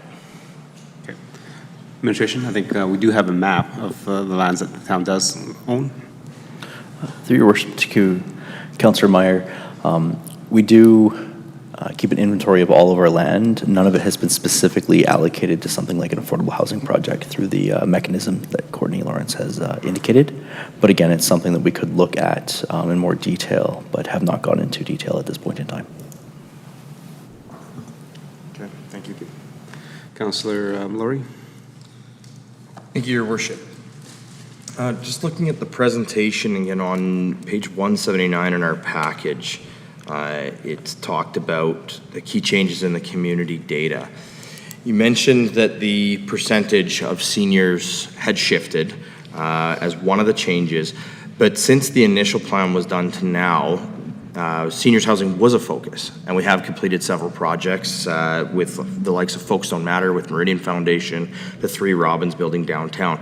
So did those factor into the change in need as well, or if those projects weren't done, would seniors housing still be that top priority? I'm just trying to see if the work that we've done to date is now starting to be reflected in here, where it's actually showing us the result that we've addressed that priority to a certain extent, and now the next priority has risen to the top. Through your worship to Councillor Laurie, we didn't do kind of a unit by household analysis of the changes in growth, but for sure that would play a role into it. If you recall, when we did the first set of the projections, it was in 2021, and so the population projections were already out of date. When we did the municipal census, what the projections used was lower than what actually was shown or counted in the municipal census. You'll recall it was quite lower. So there was a stronger need for seniors housing at that time, because we were anticipating a more significant share of the population for seniors. But now that we've seen, and I think that can be reflected based on the housing that has been provided for seniors in that 2019 to 2023 window, that need isn't as large as we had originally anticipated. So for sure that the development of those seniors homes that kind of occurred during that time would have played a role in that for sure. Okay, thank you. And then just a couple of observations. With some of what we're seeing in here, I think actually I'm encouraged by what we're seeing in here, because some of the steps that we've started to take over the last while, I think, are moving towards addressing some of these priorities. Councillor Palechko, you had mentioned about things like the cost of a single-family home and a 3 to 4 bedroom home. But recently we did make some changes to our land use bylaw to allow more affordable single-family homes to be constructed within the municipality. We've seen new initiatives come forward from our developers in looking at different build forms that they'd like to work on in the town of Stony Plain. And so I'm encouraged that we are already working towards some of these. Again, if you look at page 177, it talks about 120 housing units for Indigenous households. We worked with the Lac St. Anne Métis group to help them them forward on a project that's still ongoing. And so, we're seeing that need being addressed. We know that Meridian Foundation is working on additional seniors housing. So I'm encouraged at what we're seeing here, that we do already have the wheels in motion. We're not behind the 8 ball on what our housing needs are going to be, and I think this just helps to solidify and amplify the work that we've been doing and how important it's going to be to continue on with some of those innovations as we move forward. So thank you very much for the presentation this evening. Thank you. Deputy Mayor, Councilor Pletchko. Oh, sorry. Thank you. Councilor Hansard. Thank you, Mr. Mayor. I love the charts that were in this report. I love snapshots that I can look at and get a really big number of ideas clear, and so those visuals helped me very much. Some of it was news to me, and some of it wasn't, but I was grateful. So there were two things that sort of kept sticking out as I read through all of this. On page 29 of 210 of our package, there's a description of what is affordable housing. And the very first one, adequate housing is reported by residents as not requiring any major repairs. I would have to say that a good portion of my married life, I have lived in homes that would be considered inadequate housing. A roof needed to be put on for over 5 years. Windows needed to be replaced. Those are quite high. During the time that I waited trying to save up money for the roof, the price went from $7,000 to $11,500. So I didn't save a thing by not just going ahead and getting it done and putting it on a credit card or something. Because you try to pay cash if you can in some cases. And I was curious if you could tell me what major repairs, what's the definition of a major repair?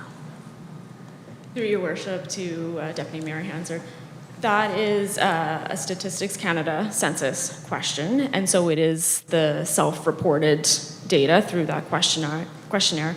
And so the question really is, does your house require any major repairs? There's nothing that I'm aware of. I'd have to go back and look at the actual questionnaire itself. But as far as I know, that's the parameters that residents are given to answer that question. Okay. So, Mr. Mayor, through to our speaker, so people were self-identifying what they determined were major repairs, and that fit into adequate or inadequate housing. So that's helpful. Not very realistic, because welcome to home ownership. That's what that's about.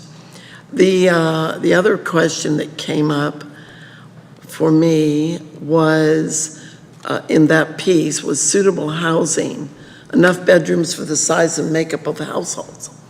Well, I lived in a household where I shared a bedroom with my brother until I was in grade 6. We often lived in military housing that had 2 bedrooms. If we'd have had 4 kids, we 4 kids would have been in 1 bedroom, not 2 of us.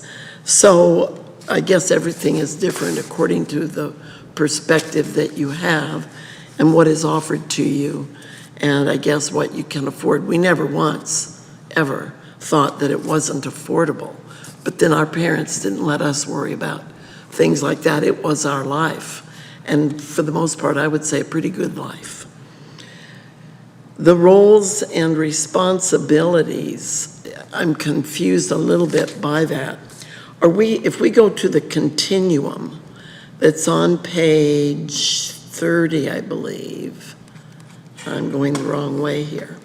The continuum where you've got the nice visual drawing, I totally identify with subsidized housing, affordable rental, affordable home ownership, and then moving into the market rental and market home ownership. What is a little confusing for me, and this is what so many people want to talk about, is the emergency shelters and transitional housing. Would a community the size of Stony Plain be expected to come up with an emergency shelter? And if so, who funds that? would it be our taxpayers, many of whom are already struggling with higher interest rates, maybe not feeling like they can stay in their own houses? So are they now, through taxpayer monies, expected to provide housing for other people? And how do we move in that direction and not have people feel overburdened? Because a smaller community, the cost per person is much higher than it is in a place almost double our size, Spruce Grove, or in Edmonton, Red Deer, larger city centers. So how do we come to grips with that when we're hearing for our community that perhaps emergency shelters and transitional housing is something perhaps we should be looking at having? Through your worship, to Deputy Mayor Hansard. We actually, so the focus of this strategy itself is more on the long-term needs, long-term permanent needs. And so prior to actually initiating this project in late 2021, we worked with the town and Spruce Grove to develop the short-term non-market housing study. So through that, we identified several recommendations and needs looking at the tri-municipal region as a whole and not just within the town. So I'd have to go back and refresh my memory, but the recommendation of a standalone emergency accommodations was not one of the recommendations. What we looked at was more of those place-based, having a unit or two or several units available to support folks in need of temporary housing, so not a standalone emergency accommodation building itself, but again, working with the partners in the community in the tri-region to support those initiatives.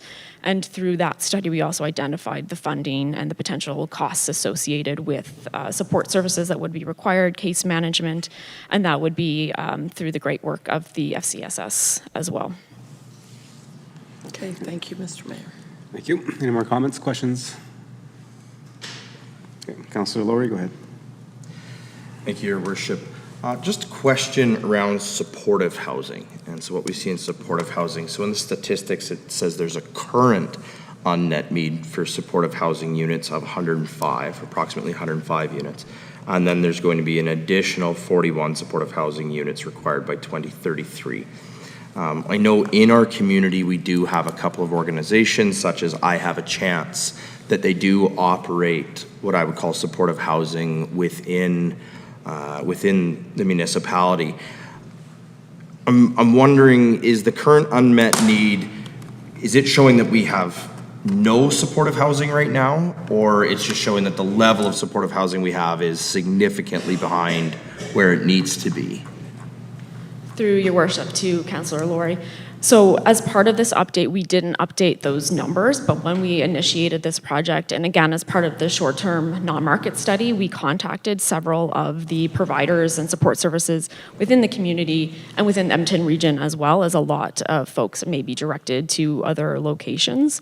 And so the current unmet need doesn't mean that there's no units available. It just means that there are more residents in town that could use that type of housing.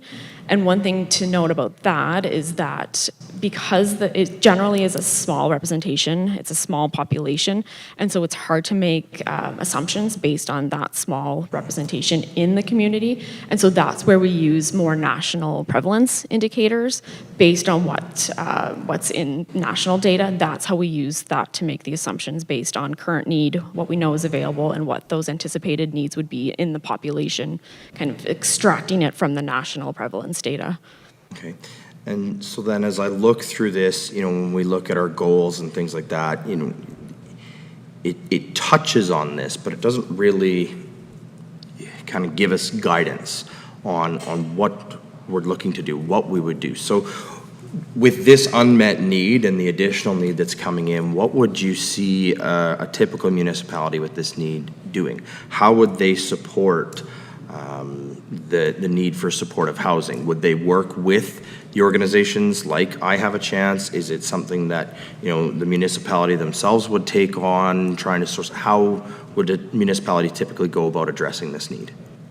Through your worship to Councillor Laurie. So that's a great question. The best way to go about doing that is working with organizations to provide those services, because they will have that client understanding and client needs of what's going on in the community. There's another project, I don't know when it was recently updated, but it's the Rural Housing and Estimate Needs Study. We use that to help inform the short-term non-market study, and so that through surveys with providers, with organizations, that's where we're able to collect that data and get a better understanding of what people are identifying as now, what their needs are, and working with those communities, because they are the first stop to go to. And as part of that recommendation, or one of the recommendations in that study, was looking to explore what is called a coordinated access program. So that's where you don't have individual organizations kind of working on their own, but working together and supporting those services or providing those services in the community. So folks don't necessarily have to go to multiple places, get on multiple wait lists. They can go to the one-stop program, get on a list, and go through that approach. So several of those items would have been addressed in the short-term non-market study. Excellent, thank you. Any more questions, comments? Okay. Seeing none. Okay, so looking at the present on our agenda, page 173, I think it was mentioned that that housing profiles highlight. It says, while single detached homes may not be affordable to all households, condos and duplexes, row housing are generally an affordable option for residents looking to own.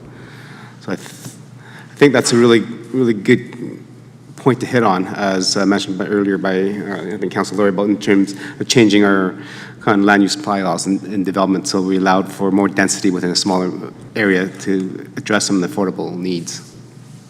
But is there any other suggestions that we can do besides that? I think a lot of people do want that single-family home. How do we get that balance where we can still provide that at an affordable option?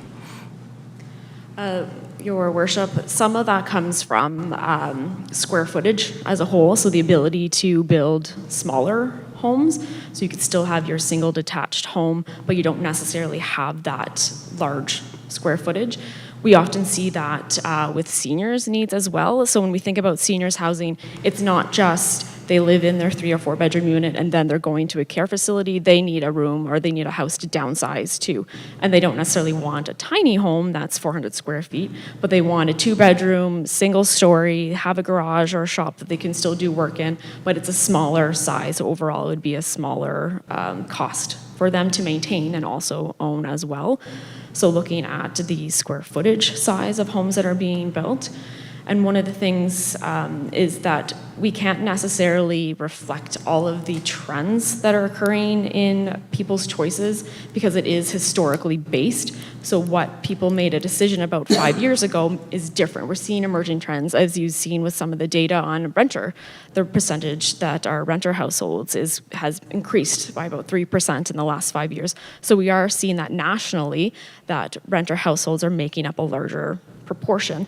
And so it may not be that home ownership is going to maintain or remain as high of a demand as it was historically. Okay, thank you. And I have a question regarding,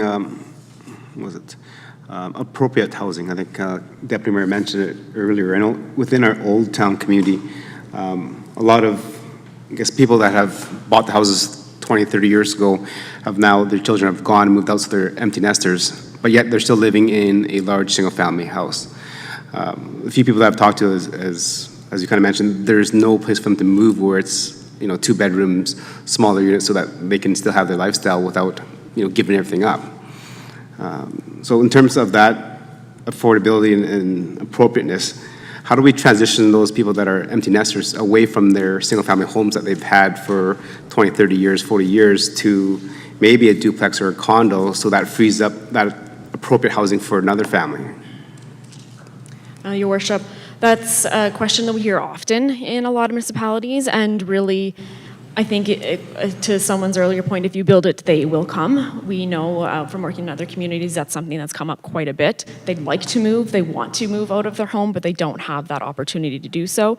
Sometimes condos aren't as appealing because they don't necessarily want to pay that condo fee, but then on the flip side, you have the ability to have maintenance covered as well. So that's some of the considerations that folks are thinking about too, that they can still remain living independently, but not necessarily able to continue to maintain their home, whether it's landscaping or mowing their lawn or housekeeping, things like that.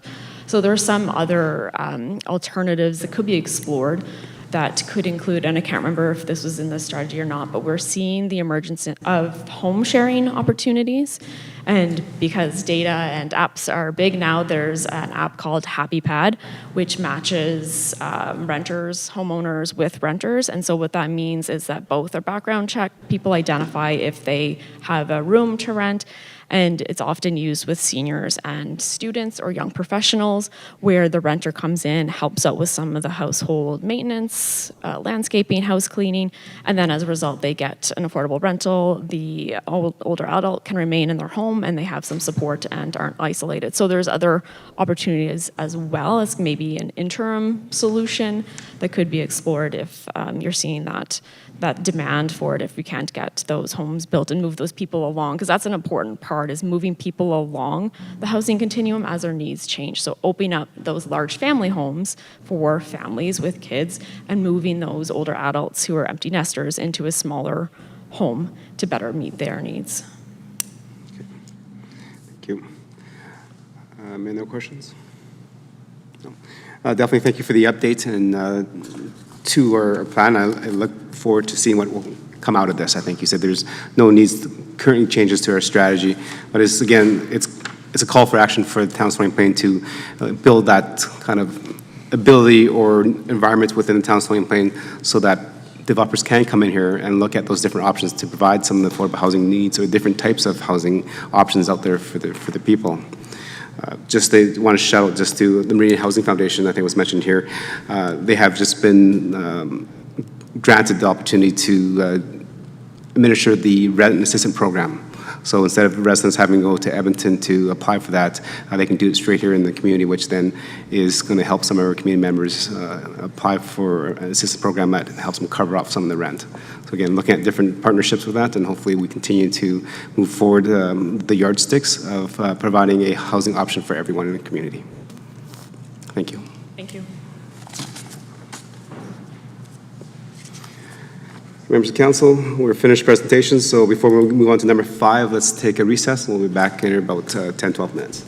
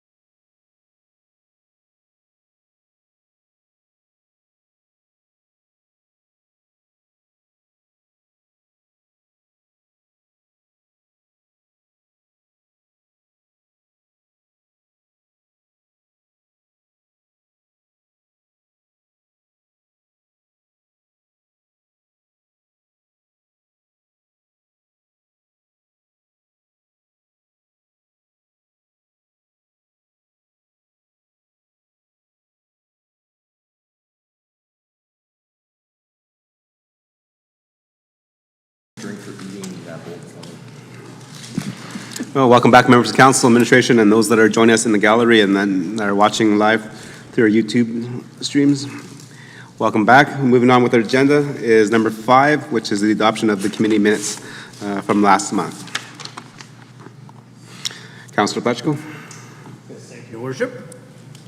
That the May 1st, 2023 Governance and Priorities Committee meeting minutes be approved as presented.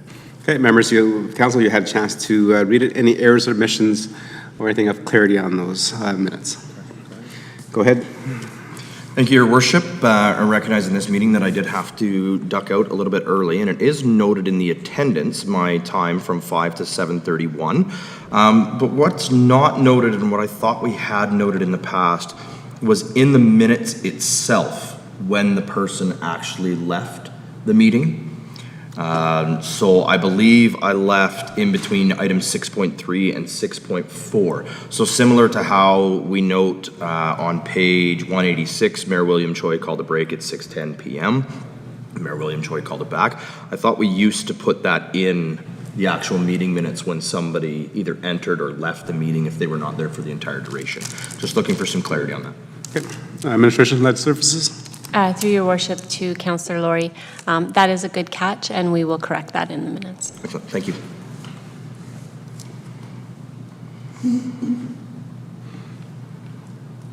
Okay. Any other errors, corrections, omissions, or questions? Okay, so again, then, Councilor Pletchko, your motion is amended to not as presented, but as amended. Thank you. Any debate? Call the question. All in favor? That's carried. Thank you. Move on to number 6, which is business items. 6.1 is the 2023 Housing Strategy Update. Administration? Thank you, Your Worship. Administration doesn't have any further presentations. However, our Manager of Planning and Development is here to answer any further questions arising from the Housing Strategy Update. Thank you. Members of Council, we had the presentation earlier, some good questions for clarity and understanding and some comments. Before we go to a motion, any questions to administration? Councillor Anderson, go ahead. Thank you, Mr. Mayor. I have been wrestling with this one since we first received our package on Thursday, and I'm going to ramble a little bit, and then hopefully you can pull something for clarity out of this. But the piece that I'm struggling with is we've had lots of conversations about the importance of densification in terms of where residents live within our community, trying to keep them, close to services with on-demand transit. I know, transit kind of goes everywhere now, but there was that dialogue of on-transit routes and that sort of thing.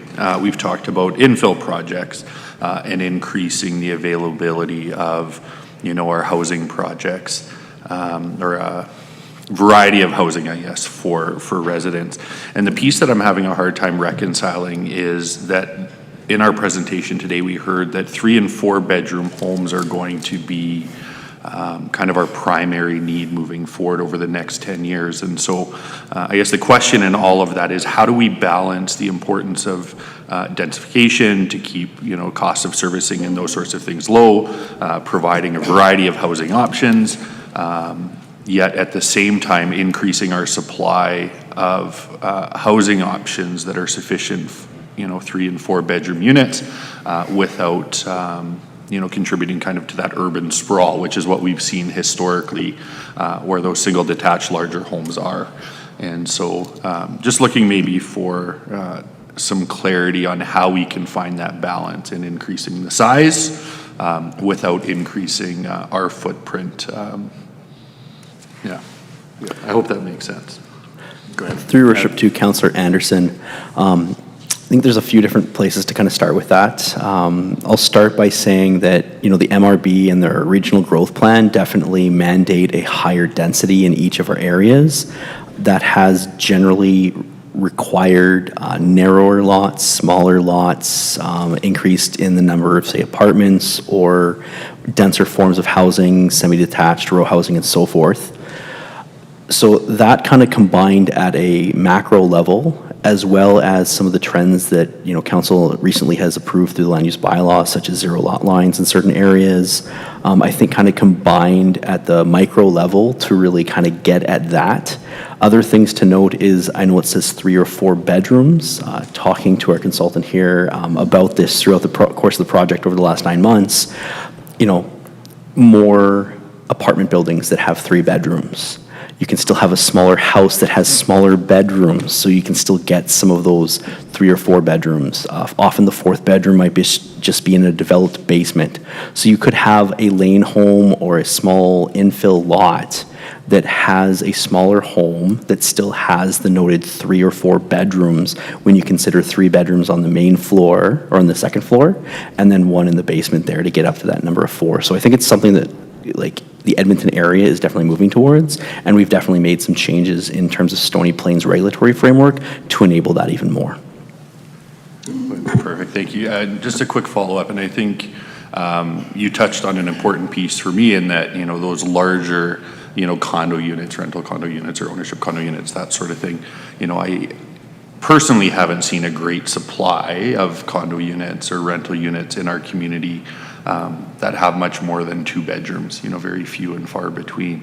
And so is there an appetite for, or how do we work with our developers to try to bring more of that supply into our community?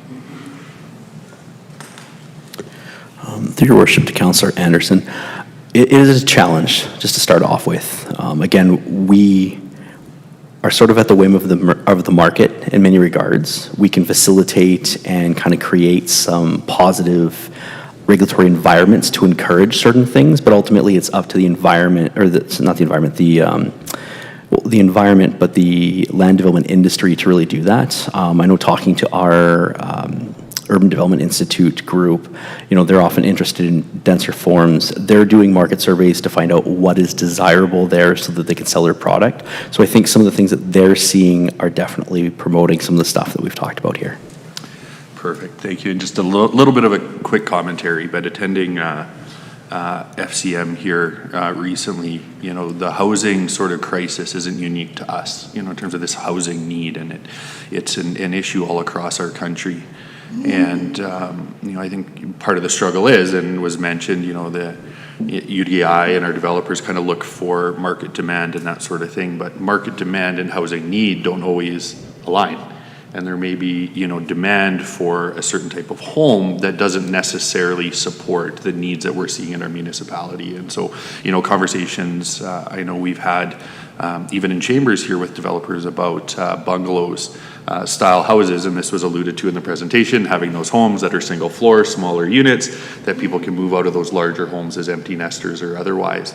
And we've just kind of heard that, because these larger family homes sell, there really wasn't the appetite to move to that different housing form, I guess, within the municipality. And so, certainly a challenge that's not unique to us, but trying to bridge that gap between what we've heard today in terms of what the need is, and what the market is demanding, because I think the market is driven by dollars.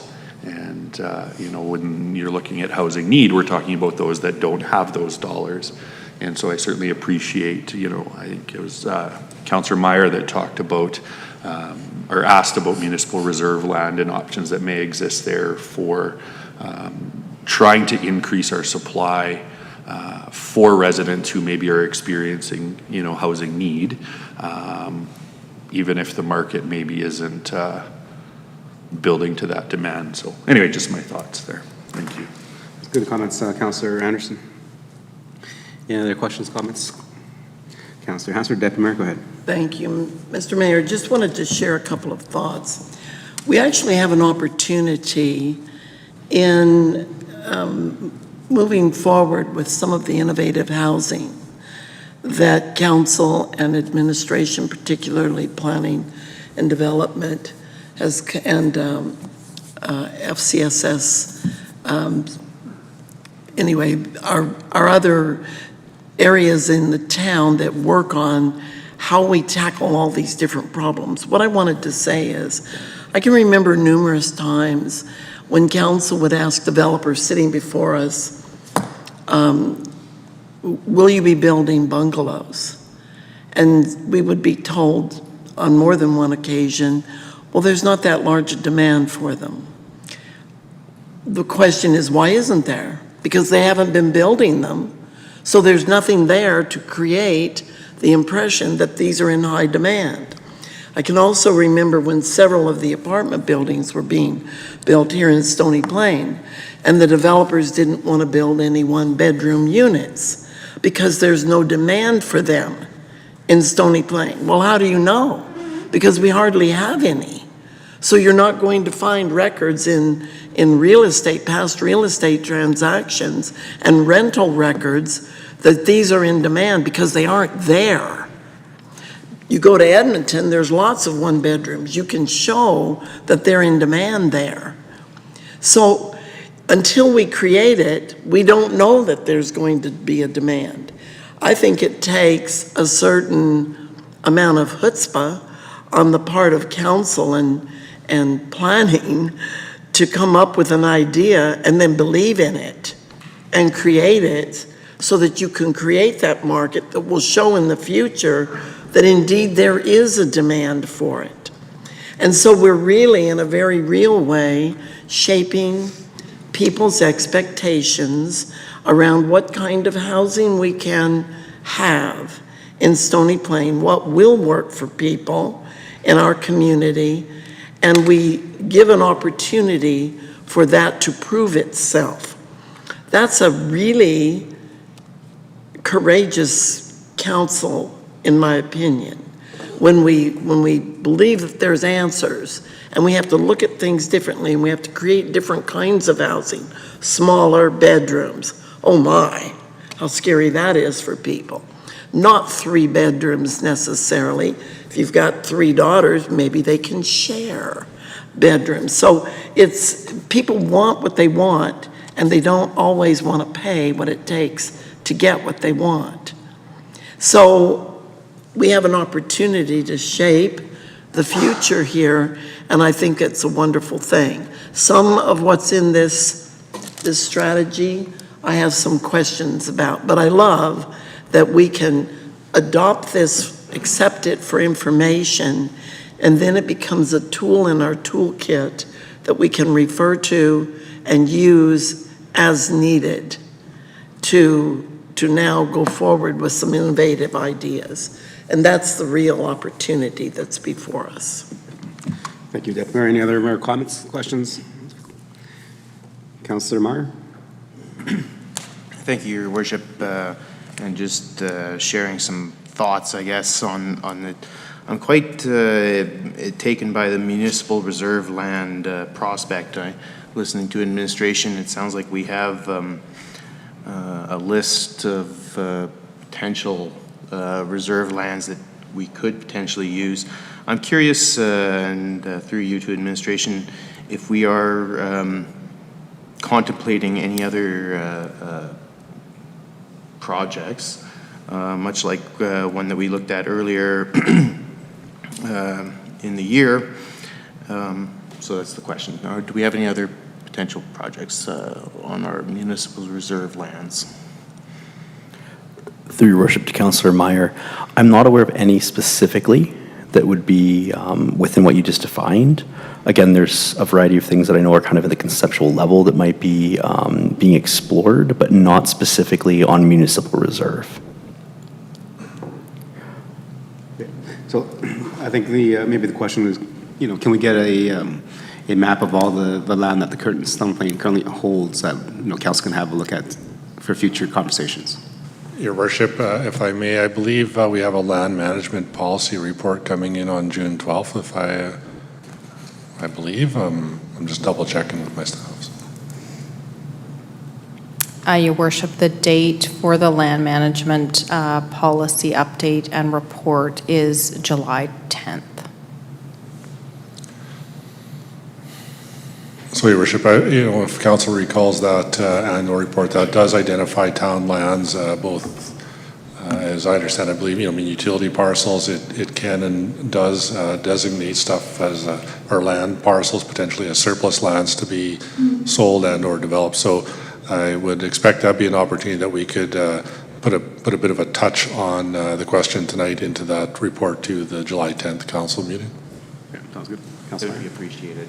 Okay, thank And just on another note, reading the report and seeing some of the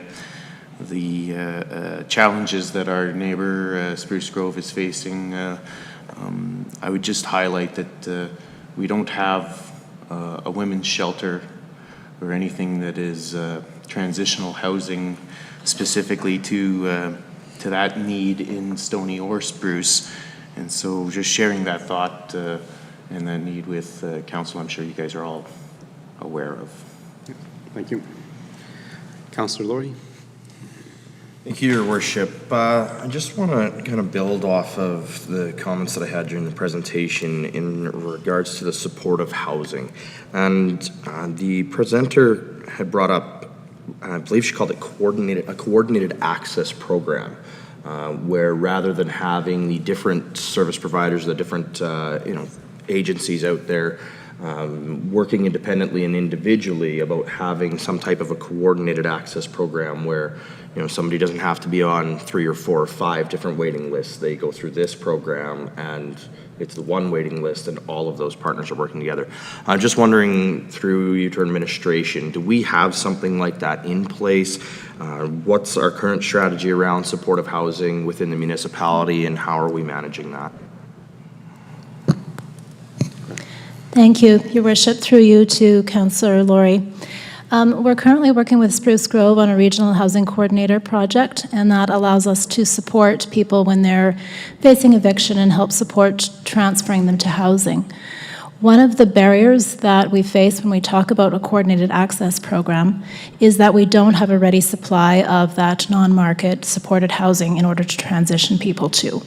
So moving that strategy forward would require a multi-prong approach where we look at our housing supply at the supported level and at the non-market level in order to effectively implement a coordinated access program.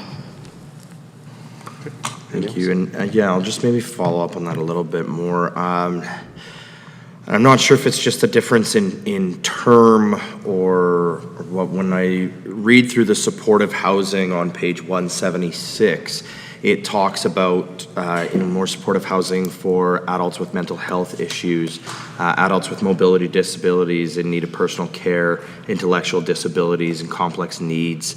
What I'm hearing is more of a strategy towards an affordability side versus supportive on kind of the more needs side. Is that initiative kind of one and the same? It's working both avenues, or is that more an affordability initiative? And if so, do we have something more on the needs initiative? Your Worship, through you to Councillor Laurie. I would suggest that the supportive housing in terms of people with mental health issues or people with disabilities, generally those receive public funding through the province. And so many of them are operated by private service providers. And so they will make business decisions about where they would locate their homes for people. And that, of course, depends on the level of funding and support that they can get. I think, as my colleagues across the room indicated earlier, our role as a municipality would be to have supportive policies in place in terms of any zoning that might be required, or ensuring that development permits, if needed, can move ahead smoothly. Okay, excellent. Thank you. Any other questions, comments? Okay, maybe just a question for administration. Just recently, we had updated and adopted a kind of an updated land use bylaw. So in terms of what we just saw in the presentations for housing and our strategy, does that match the changes that we made with our land use bylaw to allow us to do and address some of the issues that were mentioned here? Through your worship to all of council, yes. In essence, many of the aspects that are kind of portrayed within the housing strategy regarding a diversity of housing stock are things that are either innate within our LUB right now, or the land use bylaw, or some of the changes, again, we continue to refine it to allow for more of an openness or allow a variation of different uses in our districts. Again, things like supportive housing, long-term care, We try to make as many uses permitted as possible, and if not permitted, then discretionary. But again, we try to have as many uses as possible within the different districts that we have in Stony Plain. Thank you. And then in terms of addressing some of the housing affordability or attainability, so in terms of like infill developments of knocking down a single-family house and putting a duplex there or a threeplex or a fourplex there would coincide and will address some of the needs that are pointed out in this housing strategy.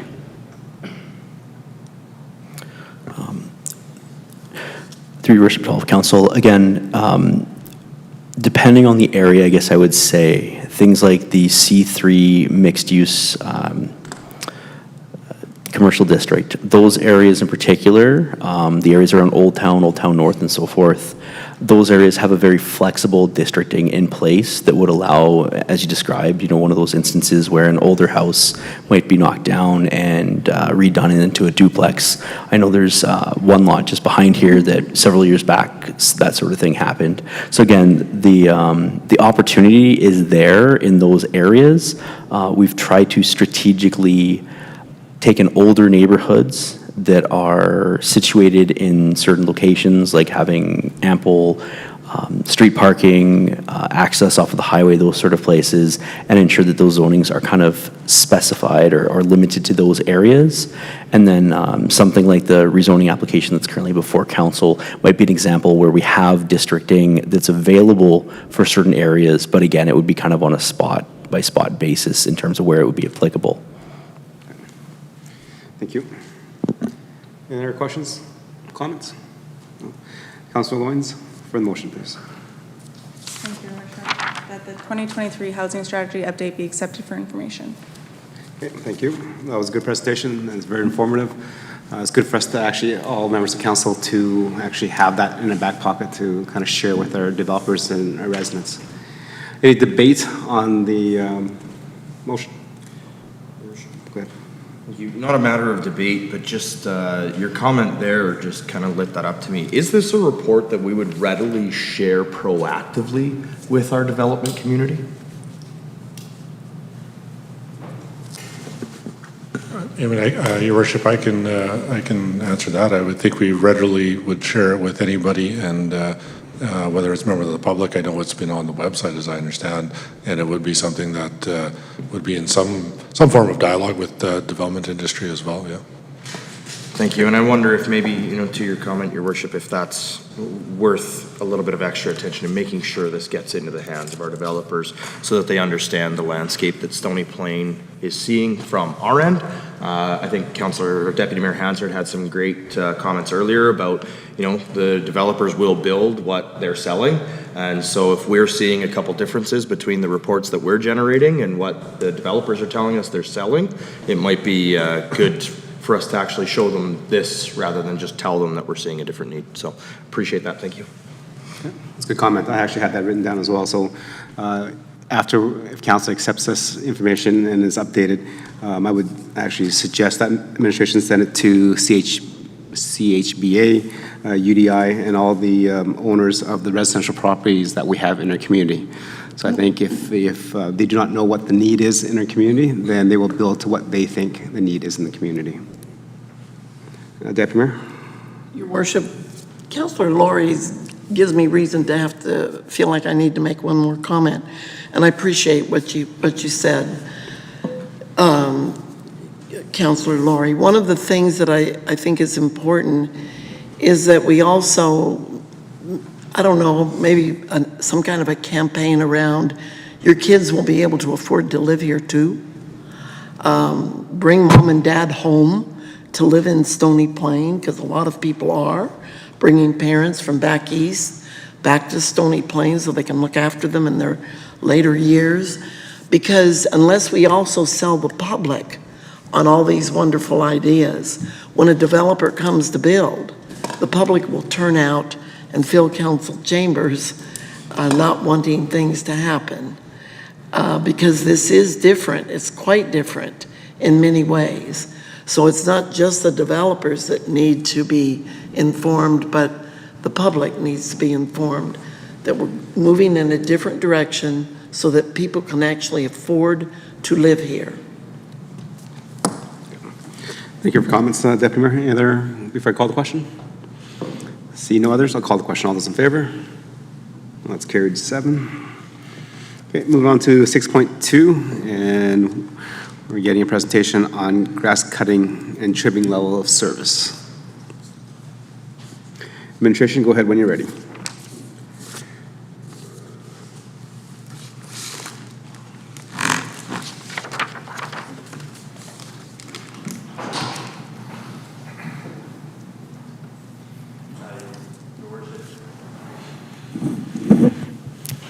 Your Worship, as our staff just gets reset up over here to give the presentation, tonight the town will be giving an overview of the grass cutting and trimming levels of service for council's review. This presentation is being given by our Parks and Leisure Supervisor Darcy Carter. While the town has always maintained its open spaces, grass cutting and trimming is not something new to the town. Parks and Leisure's attention to this file is coming up on its first year as a formal group. As part of Council's strategic plan, service efficiency and effectiveness is a priority for the town, and felt it was prudent to bring this before Council to give them an overview of how this service is delivered to the town and its citizens. I would like to emphasize that this presentation only focuses on the parks trimming and cutting portions of the service and doesn't get into other areas such as horticulture, arena and sports fields, and projects and event support, though that is noted in this presentation. I will now pass this over to our Parks and Leisure Supervisor for his presentation. Thank you. Go ahead. Great. Thank you, General Manager. Thank you, Mayor and Council, for the opportunity this evening to present the grass cutting and trimming levels of service. So this presentation includes an overview of department structure and services, outlines equipment resources, highlights processes and available data, and acknowledges challenges and recognizes opportunities.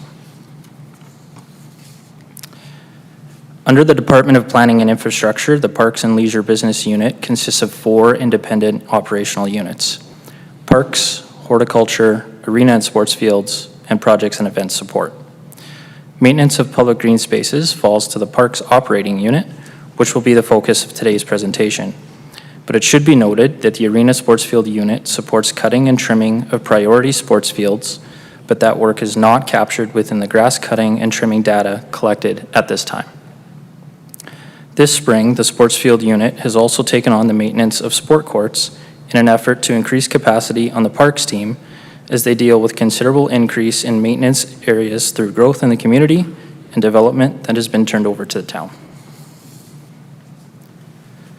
The Parks operating team is based out of the Public Works site under the direction of the Manager and Supervisor of Parks and Leisure Services. A Parks foreman leads a team of 5 full-time operators with an added 12 seasonal summer staff from May to August. Though the primary function of the Parks team over the summer months is cutting and trimming grass in public green spaces, other duties include pesticide application, weed inspections and notices, maintaining trails, the skate park and dog agility park, vandalism and graffiti cleanup, stocking 50-plus doggy bag dispensers, and 3 rotational rounds of emptying 240-plus public garbage containers. All of our parks operators are certified pesticide applicators and carry out weed spraying on all public green spaces except the dog park in spring and fall. Though the dog park was identified and included on the weed spray map before you, it was decided that the dog park would not be sprayed as it would require a closure to do so, and pet owners have historically expressed no desire to have it sprayed. School sites are sprayed annually between late May and mid-June as a part of the joint use agreements. To avoid any potential concerns, spraying on school sites will be done on weekends and work around booked use of sports fields. When spraying occurs, signage is placed and removed when the chemical is dry, which is approximately 30 minutes. For large areas, a foaming agent is used to mark lines for the operator. This foaming agent poses no risk. The summer turf level of service is based on 1 cut per week on 12 established routes. grass is cut to a 3-inch height. 12 cut routes have been established and entered into the town's GIS system. Each route was evaluated for area, equipment types, and ability to complete within 1 week. Routes are reviewed annually and adjusted, or new routes added as the town accepts new growth. New areas that were added in 2023 include Veterans Boulevard South from Highway 16A to Fairway Drive and the Gertz Avenue Storm Pond. Should be noted that Veterans Boulevard South from Fairway Drive to 79th Ave was designed and planted with naturalized seed that grows to an approximate height of 18 inches and is not cut. Service level for grass cutting along stream courses and ditches is once per month. However, slopes greater than 30 degrees restricts safe access and are not cut. Storm management facilities are retained as naturalized with perimeters maintained twice annually, being mindful of the migratory birds per the Migratory Bird Convention Act. In 2022, each operator manually logged equipment, location in GIS, and time spent onto a tablet at the end of their shift. Temperature and rainfall were also recorded. It was time-consuming and perhaps not 100% accurate, but it has provided a baseline performance measurement for grass cutting operations.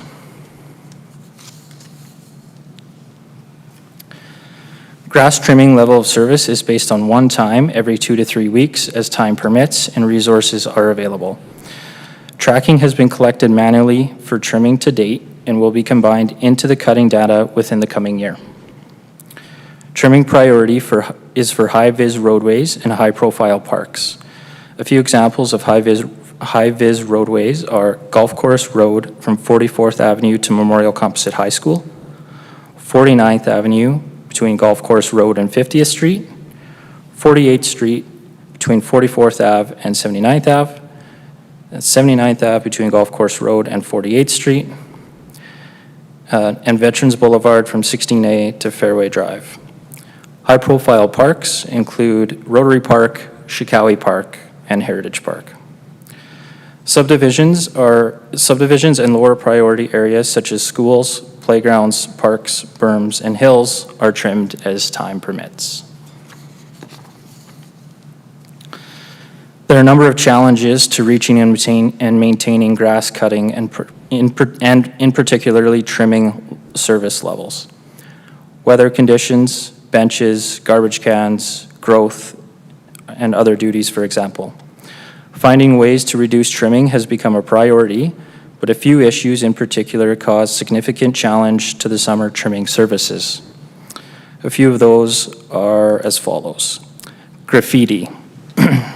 So more than 1,000 incidents of graffiti were reported and removed by the Parks Unit last summer. As the town strives to remove graffiti within 48 hours, staff resources are pulled from trim routes for graffiti cleanup. At an average cleanup time of 30 minutes per site, that is an estimated 500 hours of cleanup graffiti time. Second challenge is Himalayan balsam, which is a very invasive noxious weed that cannot be sprayed and must be hand pulled. In August of 2022, 72 hours of staff time was needed to hand pull the balsam in 3 locations over 20 days. So, what's on the horizon? New ideas, streamlining processes, and planning for the future. Operations staff are embracing GIS integration into their daily work as they start to see the results good data can provide. In collaboration with Parks, the projects and event team proposed a 3-year plan to form and install concrete bases for the 108 remaining benches set on grass to reduce trim time and public complaints. It all started with collecting and plotting bench asset data in GIS. And this season, Parks operators are logging work on the spot through a tracking app on their mobile devices. So if you see them stopping a mower and pulling out a phone, they are entering tracking info. This will greatly improve data accuracy and inform the long-term public works plan that will guide the town in planning for staffing and equipment resources as the town continues to grow. That concludes my presentation. Thank you for your attention, and I welcome any questions or comments from council.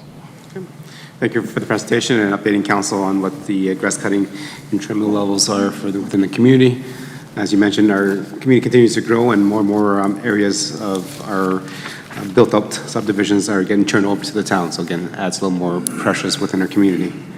Members of council, any questions for clarity and understanding or general comment? Councilor Anderson? Thank you, Mr. Mayor, and thank you for the presentation this evening. It's not a small task to tackle all that you do with our park maintenance program, so we appreciate all that you and your team are doing to keep our community looking sharp. Mr. Mayor, I have two sort of lines of questioning, so I'm going to go with the first one, and then I'll pass and then come back after. But just in terms of the targets that you alluded to, in terms of mowing those 12 areas one time per week, curious, how often do we meet that target? Your worship, through to Councillor Anderson, right now we are currently meeting that target. You know, like I said, the 12 routes were established in order to maintain that target, and we are currently hitting that target. Perfect. And other than weather, you know, do you foresee that that's a target that we would be able to maintain over the summer months? Your worship, through to Councillor Anderson, yes. Okay. Perfect. We'll leave that there for now and then come back after. Thank you. Thank you. You know, I'll just jump onto that right now before I move over. It's like, I think once per week is a good goal to have. But in terms of, you know, the growth of our community, would it make much of a difference if we did it once every week and a half? Build a program that we do a cut once every week and a half instead of once every week.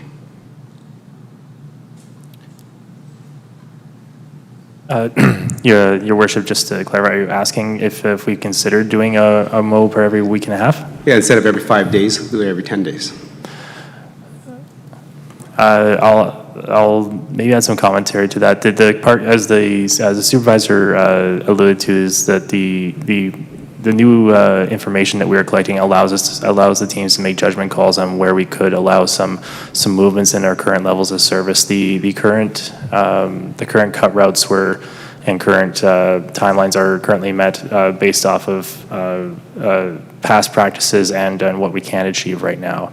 As the community grows and we have a stronger understanding from our Port Works long-term plan, we may consider adjustments to that. So the short answer is yes, there's something we could consider, but right now it's something that I know the group works hard to maintain the current level that has been outlined by the supervisor. Deputy Mayor? Thank you, Your Worship. I'm just curious if we could give maybe a bit of an update on how many trees did we lose to black knot, and are there any other trees that are being targeted for taking down because of whatever problems? This would be trees on town-owned land, in particular in areas where they line the streets like they do here in Old Town.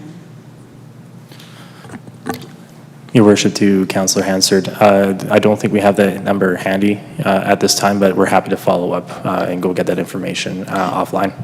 So I take it then that we did lose some trees to black knot. Our Parks and Leisure supervisor will supplement what I just said. Your worship. Your worship, through to Deputy Mayor Hansard. I can confirm that none of the trees that were removed last year were due to black knot. There was some trees removed due to some other diseases and some other risks associated with those trees, but none of them were removed from black knot particularly. Okay. Yes. Thank you. And Deputy Mayor, for your, just for FYI for members of council, I think about 3 years ago, Parks and Rec came into our communities of Wola Park, High Park, and that area around there, and even a little bit of West Terre. They removed and pruned trees from that black knot and took a lot of trees out that were already infected with black knot. So again, I think to the communications that we've done through our town is that if you see any communications, use the report function, submit it. Our staff take that and they track it. So once, when it is appropriate to remove them, then they move from subdivision to subdivision. So it's based on a scheduled program that they do. And in terms of the trees that were lost downtown and also on 47th Avenue, probably those very large trees, they were taken out for safety issues and other diseases, and then they will be replanted with different trees in the future. Thank you, Your Worship. My question wasn't complaining about what we lost. We have Arbor Day to plant trees, and I'm always curious, do we even make a dent in trying to keep up with what we're losing? I think that's a good point. That's why I believe yourself and Councillor Bennett pushed for Arbor Day so many years ago. So thank you. Any other questions for clarity? Councillor Meyer? Thank you, Your Worship, and I'd just echo Councillor Anderson's appreciation for the report. It gives me great insight into some of the issues, and I'm also sort of not so surprised to see that benches are a challenge. It's one of the complaints you hear often, and I think that might be because it's so obvious. So on that, kind of piggybacking off your call it a proposal to go to instead of once a week, once every week and a half. I'm curious if something like that were put forward, would that give us more time to do the trimming? I imagine, as I call it, whippersnapping, but I think that like I said, it's the growth around those hard to mow spots is sort of what maybe citizens see and complain about. So I'm curious what your thoughts are there. Yeah, Your Worship, through to Councillor Meyer, it would certainly help. I guess it should be noted that we don't have a dedicated trim crew. So the same people that are operating on those 12 routes are the same 12 people that would be trimming around town.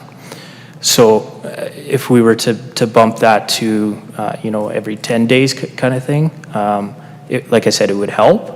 But then we won't also run the risk of having that grass being a little bit longer, and as past history would show, we would get probably inundated with concerns about the length of the grass if we were to leave it a little bit longer. So that's just the commentary on that.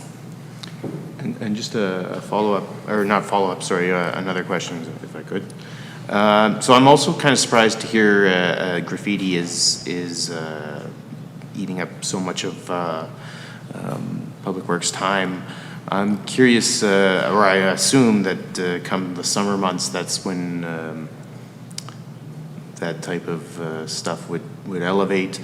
And I also noticed in this report, there's sort of a few times it's noted, when time permits and when resources are available. I'm curious if that is the graffiti is a growing problem. Like I mentioned, I'm sure it fluctuates throughout the season, and I'm curious if more seasonal staff is the solution there, or maybe just some general comments on that. Yeah, Your Worship, through to Councillor Meyer, I can definitely say that there was more graffiti last year than I've seen in my time in Stony Plain, for sure. So far this year, I would say we're probably on par for the same amount as last year. To add more seasonals, it would certainly definitely help, but I'll let the general manager. Your Worship, if I may provide a few comments in relation to that question, and maybe just a little bit broader in nature, that I think are important for council to be aware of and I would say celebrate. And it's certainly something that I've noticed in probably about the last 12 or 18 months by the staff over at the ops, in particular in this we're talking about this particular side of the operations this evening. So I'll speak specifically to that one. I think what I have seen, or the change I've I guess observed over the last 18 months, maybe 24 at the most, both use of data and engagement with the staff are probably two of the stronger aspects of the operation over there that I've noticed. And that, frankly, bodes well for, you may not be able to answer that question specifically this evening, but I would expect that we will become much better at answering that question as well as a whole bunch of other ones as that, as time unfolds with the way that the direction is heading over there. And Your Worship, if I may, I do think that's a very good omen, I guess, moving forward as we continue to, part of the challenges being mentioned, growing community, taking on more parks and, in other ways, more roads, more sidewalks, whatever piece of infrastructure that we do end up taking over as we grow. We're well placed to manage it or make recommendations or receive directions from council on establishing, specific levels of services, i.e. every once a week, every 2 weeks, every 4, so on and so forth.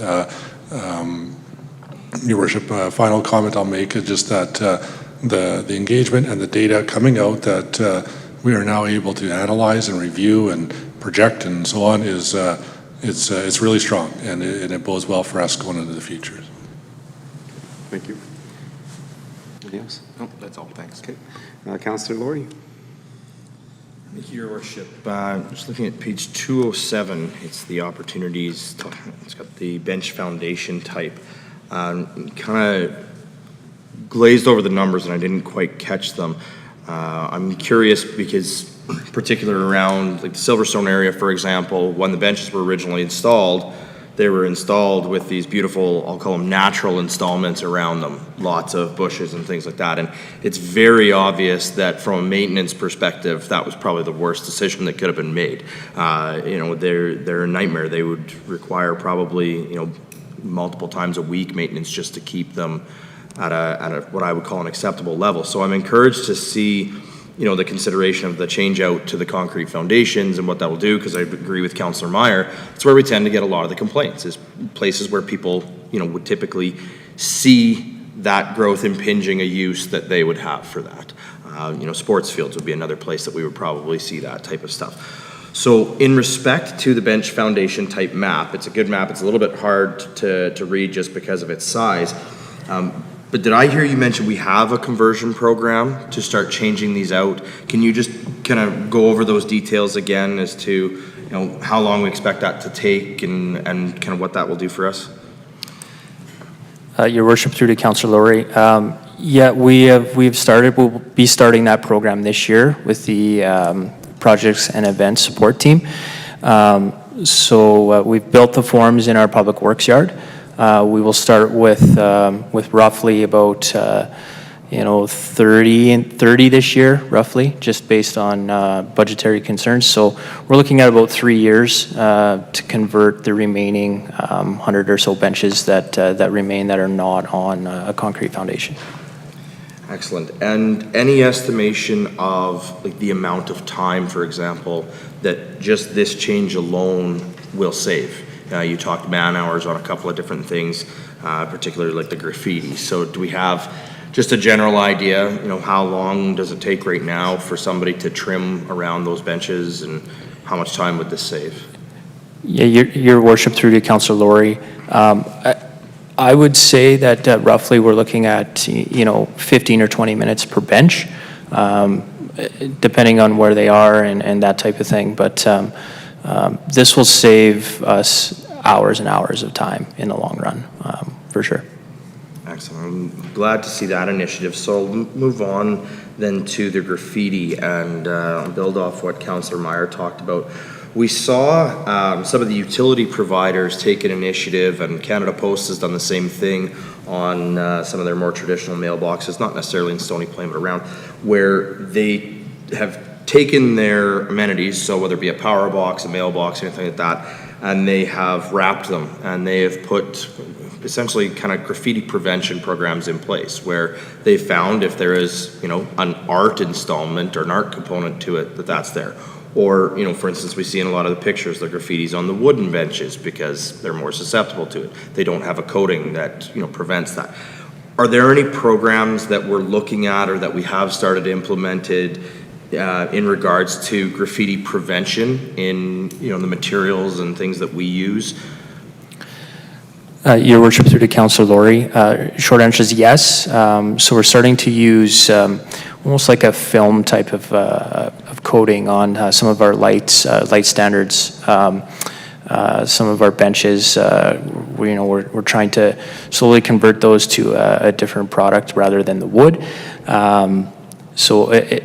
And then some of our signs as well, we get a lot of graffiti on signs. So again, we're starting to film those, and we just simply peel them off and throw on a new layer and wait for the next time, I guess. Excellent. No, thank you. And, you know, we saw that too when the town-owned signs, the interchangeable signs, when we put the covers on those, we saw, you know, how that basically immediately stopped that concern that we had with those being changed and the time it was taking. So it's good to hear that. You know, if I can throw a suggestion out there, maybe working with our cultural roundtable or something, any of those wooden impediments that we have left until such a time as they're changed out, we might be able to look at community opportunities where we used to do the bridge painting throughout town, where we would have community groups come in and refresh the bridges with paint. The wooden benches might be a great opportunity. If those are done with a splash of color, maybe that helps prevent a little bit of graffiti, depending what type of paint's used. Maybe it makes the cleanup a little bit easier. If there's something simple that we could do that would involve the residents and not necessarily much in the way of staff time, maybe that's something that could help in term as we look to get those changed. I'm going to make a bit of an assumption on this, but I'll allow you to correct me if I'm wrong. I would assume that the department works closely with Community Protective Services around the graffiti and recognizing consistent tagging and working with the RCMP and such on identifying any offenders and trying to, you know, bring some level of justice to that. Yeah, Your Worship, through to Councillor Laurie, yes, definitely. A few years ago, you may recall, we implemented some items from SEPTED around the skate park. And around the skateboard park, and we're looking at doing the same for around the pool. So hopefully that'll help some of those challenges that we face. Excellent, thank you. And then just the last thing I have is more so of a comment. You talked about the noxious weed that had to be picked by hand, and again, the number of man hours that went into that. Maybe just a note of working with our comms team on that one as well, of having our residents work to identify that either on or near their property, and maybe encouraging them to pull it if they see it, to help us keep on top of that, or not if they're, you know, not confident in pulling it, to use the report it function so that we can get crews on top of it before it spreads. Any way that we can work with our comms team on that, because I don't know if I've seen that one come across yet this year. So excellent, but appreciate the presentation. Lots of great information. Thank you very much. Thank you. Councillor Loyens. Thank you, Your Worship. Just in regards to the cutting and you guys trying to save the time, you were talking about benches. I also noticed there's a bunch of giant boulders that have been moved. Was it due to trying to save time when it came to cutting, or was there other issues with them, or? Your Worship, through to Councillor Loyens, that was one of the main reasons why those boulders were removed, just to reduce trim time. Again, you know, removing those boulders mixed in with changing the benches to concrete pads, that'll hopefully reduce our trim time. Okay, and then just for clarification, when we look at your employee numbers, because we're specifically looking at just the cutting and trimming, is that all Public Works for Parks area, or is that just the cutting and trimming, or is that 17 people for all of the 4 areas? Your Worship, through to Councillor Loyens, that's just for parks. Okay. So that data does not include any of the sports fields. So that's just parks. So there's 17 employees just for the parks? That is correct. Thank you. See no more hands up. Go back to Councillor Anderson. Thank you, Mr. Mayor. I have 2 sort of situational things that have kind of been brought forward over the last year and a half. The first, I'm going to look at slide 207. I'm not sure if we can, it's the opportunity slide in your presentation. have that one up. We had a resident in Chambers recently, actually, I think within the last few months, who had alluded to some of the challenges that her husband faced. He lives with some mobility challenges, and even reaching light standards to push the crosswalks buttons and that sort of thing to be able to reach them. And when I look at this particular picture here, the pad looks beautiful, but there's a stretch of grass and dirt in between the pathway and the pad that's being built, which may present some mobility challenges in the same way that separation from the light standard did. And I know we've had lots of conversations this year about accessibility. We've heard that the forms are already built for these pads and that sort of thing, but certainly something that I would hope we would keep in mind as this process is being undertaken to ensure that all residents, especially those with limited mobility who would really benefit from, a bench on their walk and that sort of thing, can have that equitable access to that amenity in our community. So no response needed there, just sort of an observation in terms of that particular photo that we saw. The second, and I think this may be familiar. I know we've had some conversations outside of Chambers about grass along stream courses. I heard this evening, and please correct me if I'm wrong, 1 time per month is sort of our target standard for trimming grass that's maybe not accessible by pathways and those sorts of things, but along streams is 1 time per month, correct? That is correct. Okay, thank you for that. So I'm just going to look at a map here, just going into the Willow Park natural area. I don't know if that can come up or not, but just behind Willow Bend Court, and on either side of this particular stretch, there is a pathway that goes from Willow Park into the Willow Park natural area. And between those two pathways, there's a creek bed that runs through there. I think there's a storm pond at the north end. There's a little bit of history to this little strip of land, but on the west side of the creek, I think over the last number of years, the residents who had been there previously had agreed to keep that area mowed and trimmed. As of late, I know I've received a number of calls from different residents along that strip that were explaining that as municipal land, they now felt that the municipality should take on the responsibility of trimming that area or mowing that area. It's my understanding, and again, this is the feedback that I've received, that the residents in that area were informed that that particular stretch would be cut twice a year, early season and end of season.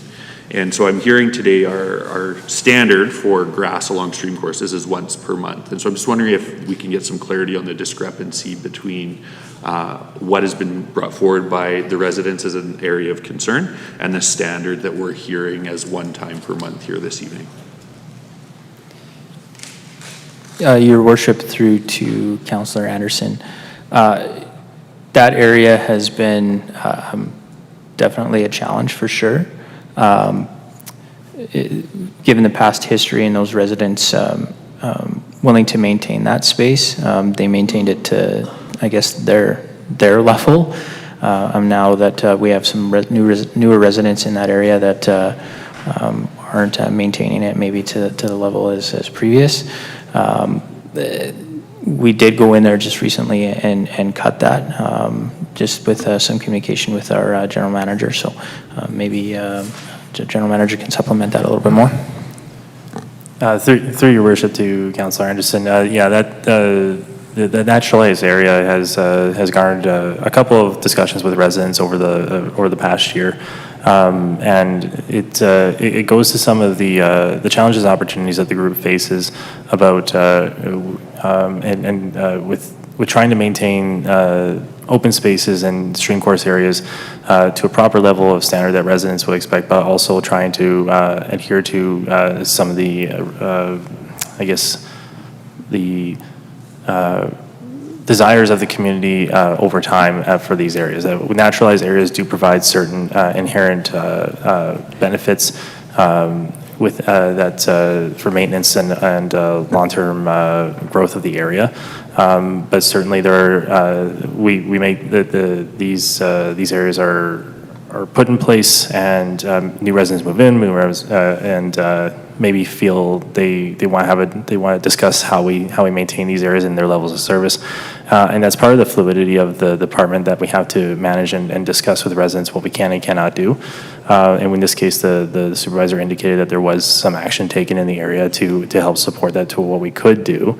But it's understanding, I think, as the supervisor put out in his responses, we do the best we can for the residents when they call, and we try and work with them as much as we can. Okay, and I appreciate that, and I can certainly appreciate that this has been a challenging one due to the turnover of residents in that area. What we're talking about this evening is what our level of service is. And so if I'm not mistaken, and please correct me if I've misinterpreted this, that particular stretch would qualify as being grass along a stream course. Would that be fair to say?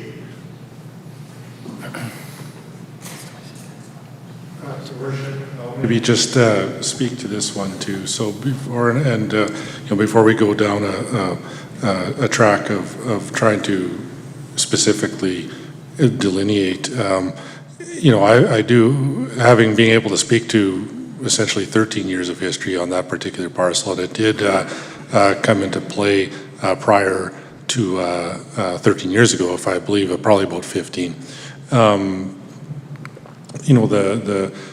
The basic notion is that when we designated that Willow Park area as a naturalized area, there was a basic understanding that it would receive, I won't say different levels of service, but it would be acknowledged as a naturalized area, and therefore it may not follow all of the exact same processes, standards, and so on as whether it's a park or a other stream course, further to the north, I guess, along those same lines.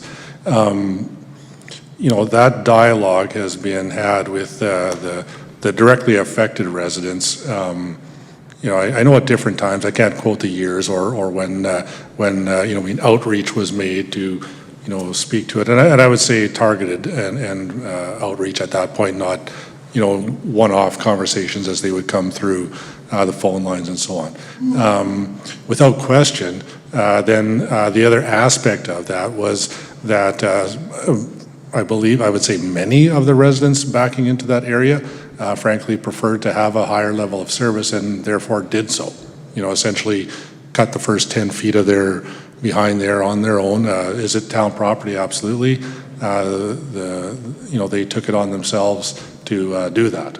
And as I understand, I'm just speaking somewhat openly here, we didn't have a problem with that. We didn't say no. Sure.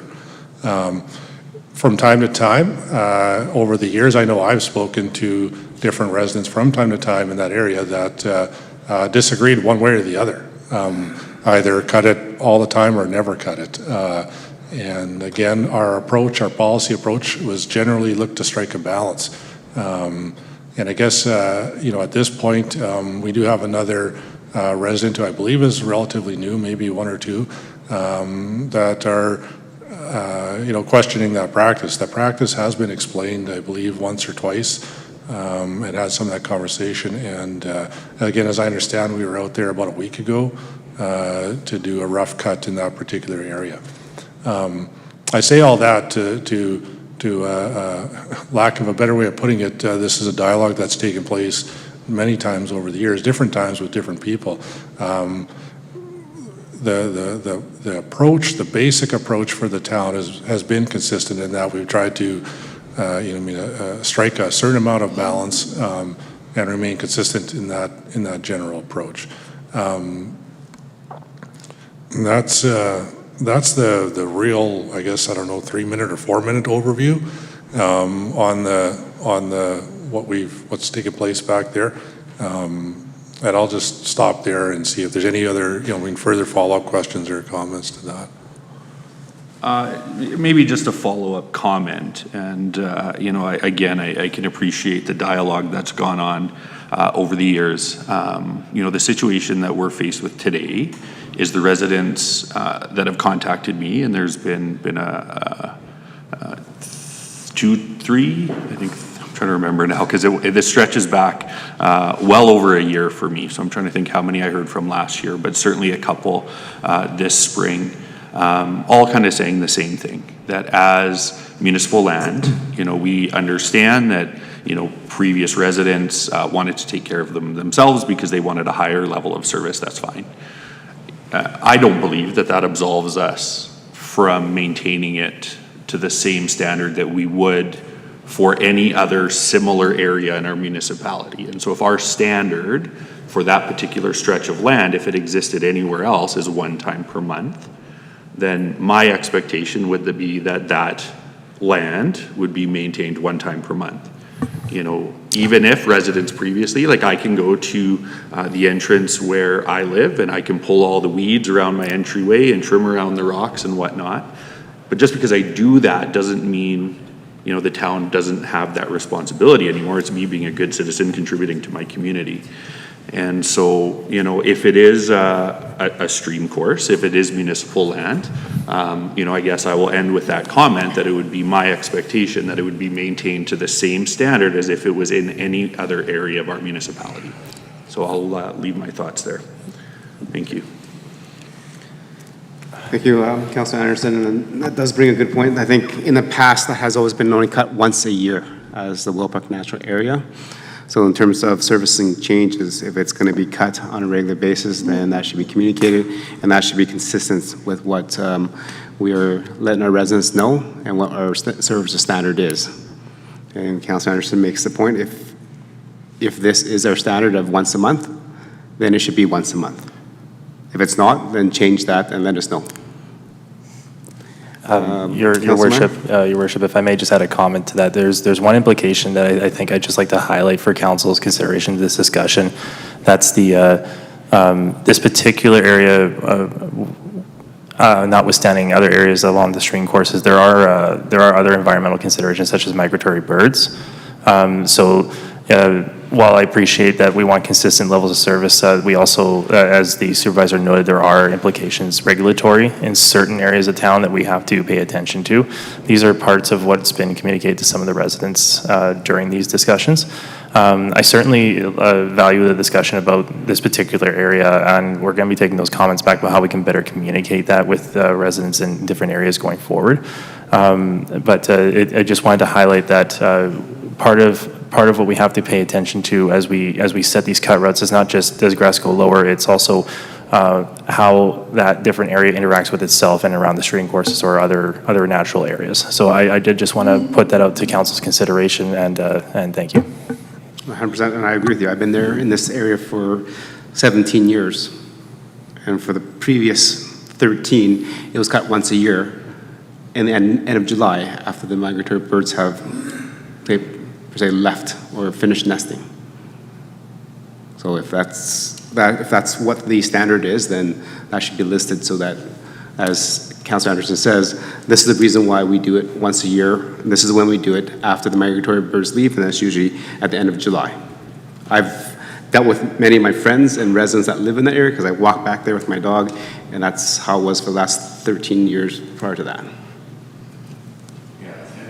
The discourse around this particular, as much as the migratory birds have been a small part of the conversation, the biggest part of the conversation and the communication that I've received from the resident in terms of going through that circle and what they've shared, they've heard from our team, has been more around it hasn't been done. This is typically just a once a year thing and those pieces. And as the mayor has said, if that particular stretch that abuts those residential homes just west of that waterway, it's a very small stretch. I've been out there a few times with residents to look at it. If our justification for maintaining that area once a year is migratory birds, then that's been shared. That's the policy, that's the reason, then that's the message, right? But when we're sharing all of these other pieces, well, the previous residents didn't want it. Okay, but we're the new residents and we want it, right, is the rebuttal. And so for whatever the standard is supposed to be, I have no problem advocating the standard to our residents as long as it exists and it's equitable for our municipality. I will go and I will look at the, Migratory Bird Act and see what's there. And as the mayor shared, if that ends in July, okay, well then, maybe their once a month service along that stream course is July, August, September, right? But whatever it is, I think we have to be consistent in our messaging so that the residents actually understand the reasoning for those service levels. And as I've said, I would be happy to share those service levels with those residents along that block, as long as I know clearly what they are. And as we sit here today, I'm still not sure I understand what service level they should or shouldn't expect in that particular area of our municipality. So. Councilor Pletchko? I think we've hit a point of order. I think this is a bigger discussion for a later time and date on a specific area. We're going down a bit of a rabbit hole, I think, for one specific area that has been made real clear point that we need to have more discussion on. We need to have operations get a look at what needs to be done there. And I think we've heard clearly that if it's a standard for the whole town, then it's a standard for that area. And I think we need to hear that back from administration, maybe in a report, maybe in a follow-up email or something like this. But it's a one-sided conversation right at this point in time, and I'm not sure how we proceed with this, Mayor Choi. Yeah, I think it's just to get messaging out is that it needs to be consistent. And I understand that this is the Willow Park Natural Area, so it may be different than the other storm courses. But if that's the case, administration needs to tell us that. So I think that's the communications error here is, from what I understand from hearing Councillor Anderson, is that what our residents are receiving from our staff is different than what we're receiving from our administration, and which is then, again, different than what we just heard in this presentation. So if it's once a month, then it should be once a month, unless it's the Willow Park Natural Area, and these are the reasons why. End of question. Councillor Meyer. Thank you, Your Worship, and I appreciate Councillor Pletchko's comments there. I think it is a bigger discussion there that I would particularly appreciate understanding the challenges specifically, because like many of you, it's a conversation that we hear often. So I would, to be consistent, I would like to hear specifically what some of those challenges are, and so I can be consistent in the messaging as well. Thank you. Councillor Laurie, you had Janet. No, I think it's addressed, Your Worship. Okay. Don't need to hear anymore. Okay, any other questions? Comments? Okay, question. I was recently at the TELUS World Science, and I realized that when I was in the back half where the planetarium is, they do have robot mowers that are mowing the grass back there. Is there any consideration in terms of saving staff time? I think we're doing a few things to kind of speed up the time to allow us to do more, is maybe for the areas that are applicable, which are flat, easier surfaces to mow, to start thinking about using robot cutting machines.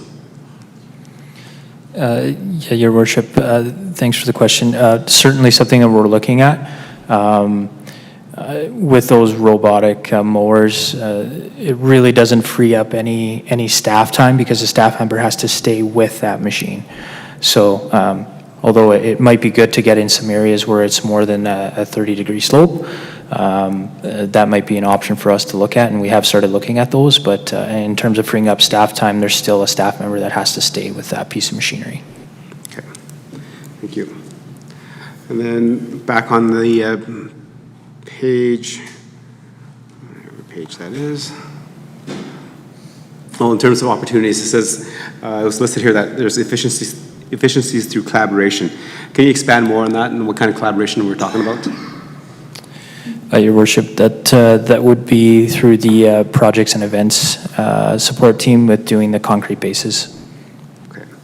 Any other terms of collaboration in terms of working with private businesses, or as mentioned earlier, like residents to help us collaborate to maintain these opportunities? Your worship, yeah, we're certainly open to those opportunities. If any of the residents have any ideas, we'd like to hear from them. Definitely, they can reach out to Public Works and we can have those conversations. Okay. Thank you. All right, any more questions, comments for clear understanding? See none, moving on to 6.2, so I'll need a motion there from Councillor Laurie, please. Thank you, Your Worship. I'll move that the grass cutting and trimming levels of service report be accepted for information. Okay. Okay, Council, we had a good presentation from administration for understanding some of the levels of service that we have in terms of grass cutting and trimming levels, and also the challenges that our staff face. Any questions or comments regarding the motion to accept for information? See none, I'll call the question in favor. And that is carried. Thank you. That is carried. So moving on to council discussion. Again, this is an opportunity for councils to share ideas or things that are happening in your community with members of council, or also ask our staff questions and provide some commentary. Start with Councillor Meyer. Thank you, Your Worship. Just appreciative of seeing everybody out there at the parade. That was a great opportunity to see the residents enjoying the nice weather. Otherwise, it's unfortunate that the Midway was shut down, and but you know, better safe than sorry. Okay, thank you. Councillor Anderson. Councillor Laurie. Thank you, Your Worship. Just looking for two updates from administration. The first is on the audio system for council chambers. We have a couple of public hearings coming up, and I think it's next meeting. We have two. So just looking to see where we're at on that project and when we might actually see some of that come into the system. Thank you. Through Your Worship to Councillor Laurie. My understanding with talking with the IT manager prior to him being off, we believe that we will see something in July during the break between council meetings from July to August. So we expect that to see something happen very soon.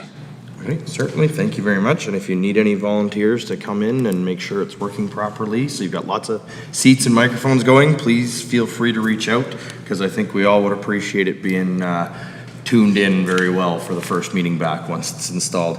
Other update I'm looking for is the Umbach Storm Pond construction.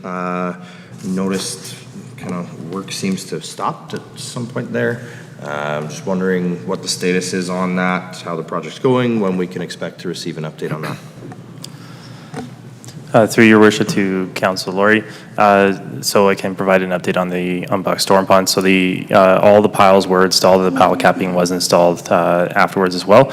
The contractor is aiming to be done this summer. I can get a more detailed update as to current status if you like through council through email, but we're currently on track for project completion this summer. Excellent, thank you. And with that then, will there be any action on the 28th Street Storm Pond this year? Through Your Worship, the Councillor Laurie, that one's still holding right now, pending once Umbach is fully closed out. I'll update council through if there were a different time on what our next steps are going to be with that particular pond. Okay, thank you very much. That's all for me this evening. Thank you. Councillor Loyens. Nothing for me this evening. Deputy Mayor. Just one short thing. I attended my first in-person Edmonton Regional Waste Advisory Committee meeting. They've been doing Zoom meetings and 1 or 2 hybrid meetings when Councillor Loyens was sitting on that committee. And Edmonton has withdrawn their ability to allow the meetings to take place where we normally did at the waste management facility. So they're looking for places to take the meeting, and they are moving it around the capital region. I'm wondering if we could possibly host one here. It can be usually 20, maybe as many as 40 people. No breakfast served. They didn't even serve coffee or tea on this one. And no lunch, just a meeting, but those people would indeed come into our community. Mr. Mayor, who would you recommend that I put that in front of? For sure. It's just if you have a date, you can actually get the organizers of Airwalk to just send our town manager an email, and they'll connect. Great. They might even appreciate it if we did more than one meeting, because the room we were in last time in Strathcona County was far too small for us. Yeah, Your Worship, just further to that, but certainly any other of the regional committees that council members may be aware of, if you give us enough of a heads up, we're generally more than happy to host or provide the venues and so on and so forth. The caveat being as long as we're given a reasonable time to prepare or get ready for it. Excellent. So I'm going to see who? The town manager? Yes. Okay, we'll do that. Anything else, Councillor Hansard? That's it. Okay. Councillor Pechko? Yes, thank you, Your Worship. I've got 4 or 5 things this evening, so bear with me as I go through them. The first thing is I wanted to thank council for the great idea that we come up with for the float this year, and Brudco for providing that, a local contractor that was able to give us a trailer in a short timely manner. So thanks to the local support and to each one of you for putting on a phenomenal job. Lots of compliments on us looking as a great team out there and everybody walking around. So it was a great job. Secondly, I want to thank each and every one of the event coordinators for a phenomenal job this year. Some of the reaction was phenomenal. They had to react to some unforeseen things that were happening within our community, and each one of the volunteers that come out to volunteer in the multitude of organizations that were part of this community. It just goes to show that Stony Plain really is a community of people, and people get together to provide services to everybody that needs them here. I also would like to ask our administration if you can provide us with an update on the events over the weekend for which the incidents at Farmers Days occurred. Your Worship, through to, excuse me, Councillor Pleshko, I'm assuming you're referring to the Midway? Yes. Okay. So yeah, not too many details, but certainly can provide council with what we know for sure. Friday, Midway was to begin. That's the first day of Farmers Days. Often, or not often, but every year our fire department will go down and make sure that food vendors, the facilities set up, i.e. Entrances aren't blocked, those types of things. So we have indoor events, we have outdoor events, we have vendors, we have a Midway. So the fire department does go through and they do a quick walkthrough to make sure that no one's going to get trapped in a building, and propane tanks are stored properly, and all of the food vendors have the appropriate inspections that they require to do their business on our site. When it comes to the Midway, we do the same thing. They also have food vendors that function there, and they walk around just to make sure that cords are covered. There's not some visible hazards that are within the scope of their ability to inspect a site. So life safety, basically, in terms of, a couple cords were not covered with the particular coverings that they typically do. And I think if you've been to the Midway, you've seen almost like curb bumpers there where the cords are underneath and you can walk up and over, and it doesn't cause a tripping situation for people walking around the parade the fair grounds. So they identified a couple of those things, and there's a couple of other items that were small in nature that were rectified immediately, basically. So while they were doing that work, paramedics did wave them down and get their attention to let them know that someone was unfortunately electrocuted on one of the rides, or shocked on one of the rides. As a precaution, the younger patron was sent off to the Stollery Hospital in Edmonton for further analysis based on the mechanism of injury and the age of the individual. So our understanding, it was a precaution. I can't give you an update on condition or any of those. We don't do those types of follow-ups. As a result of that, the chief and the deputy chief are doing the inspection, decided to go over and have a look at the particular ride and engage the staff and ask a few questions. And they were putting up some extra barrier to stop people touching a particular part of the ride. That wasn't an answer that they were looking for in terms of a grounding issue or some electrical issue that had occurred, and stopping someone from touching this exact same location probably wasn't the answer they were looking for. So they did trace back and look where it was plugged in and how everything was done to see if they could, provide some update. One of the people in charge did communicate that an electrician was going to come to site to repair. The ride was taken offline at that point. Our fire guys were happy with an electrician coming and the ride being offline. They got called away to another call, decided to go back and have a look to make sure that the ride was offline when they got back. It certainly was, but they weren't comfortable with the lockout, and if communication wasn't passed on to another operator, perhaps it could be re-engaged. So we put a lockout tag on that particular ride and just put some information that said, when it's ready to go, no problem, give us a phone call, we'll come back, we'll take the lockout tag off. So that was the Town of Stony Plains understanding as to what happened on Friday. On Saturday morning, as you arrived for the pancake breakfast and staff arrived, we were made aware of another incident where a ride perhaps, and this is, at this point, it's social media is providing some clarity. We're getting some fact from the operator versus what we're reading. But certainly it's alleged that one of the rides was started before some of the occupants were secured on that particular ride. And there were some injuries that resulted in that activity. So that would be an operator error that occurred on that particular ride and caused some injury. Have also heard that the RCMP were engaged in that particular incident in terms of raising some concerns about. And again, we're digging into those details with more finer understanding. All that being said, Friday completes. Saturday morning, sorry, just to back up a step, the fire department did go back and they did call the provincial authority who is responsible for, and it's a very long name, so bear with me for a moment here. It's the Alberta Elevating Devices and Amusement Rides Safety Association. Jumped on their website, sent an email, left a voicemail to say, hey, this occurred.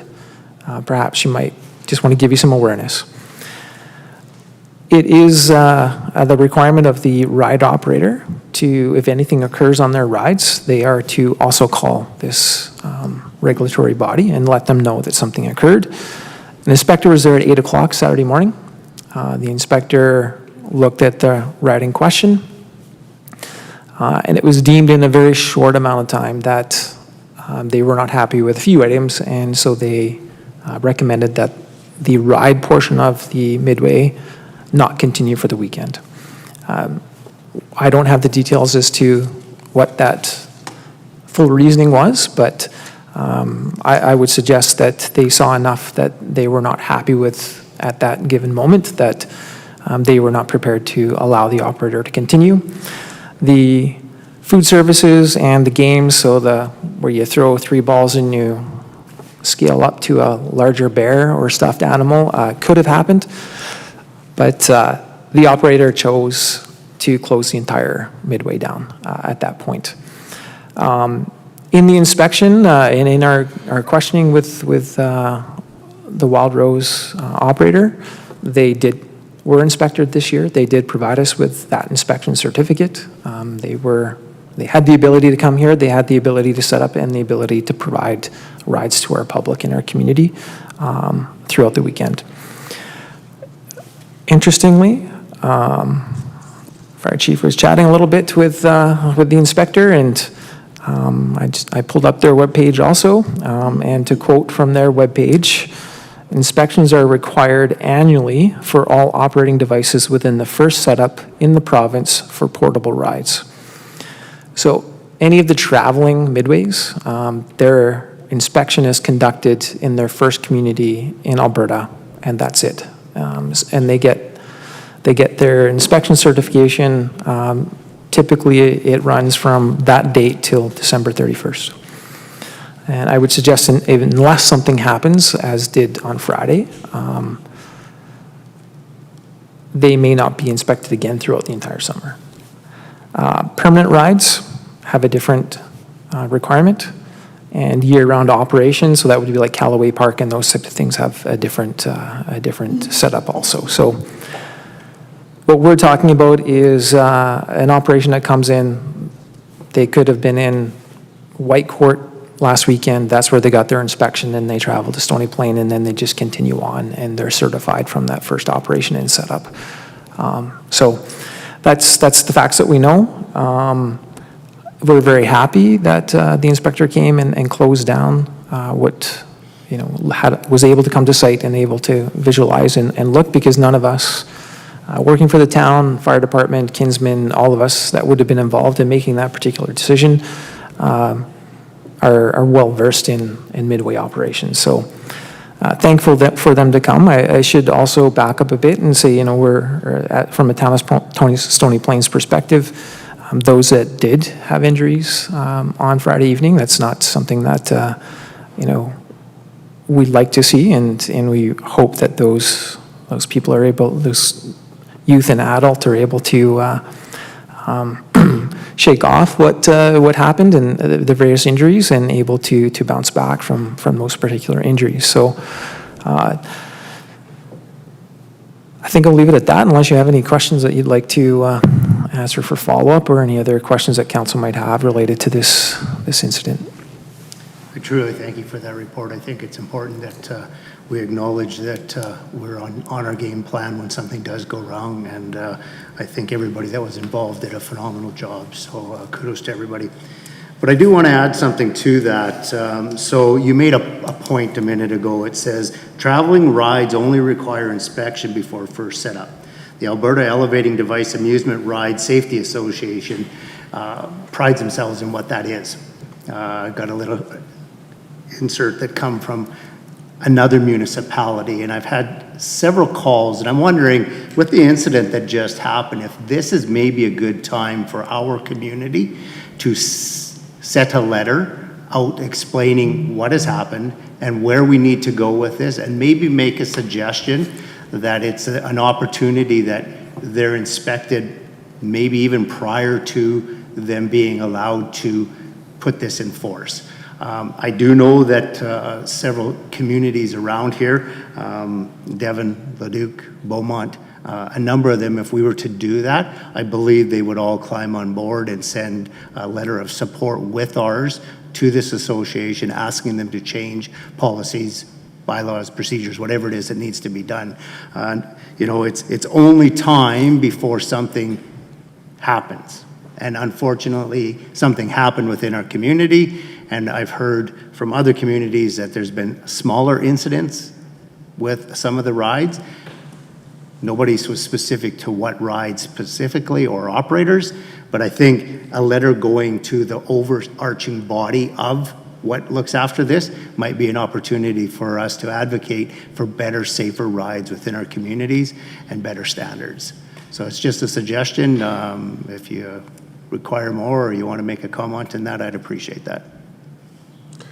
Your Worship, I'll maybe just comment on that one. So certainly if the majority of council or all of council would appreciate a letter of advocacy or an inquiry as to the rules and why they are the way they are, or even just to be the voice that speaks for a most recent incident that occurred because it occurred in this particular community.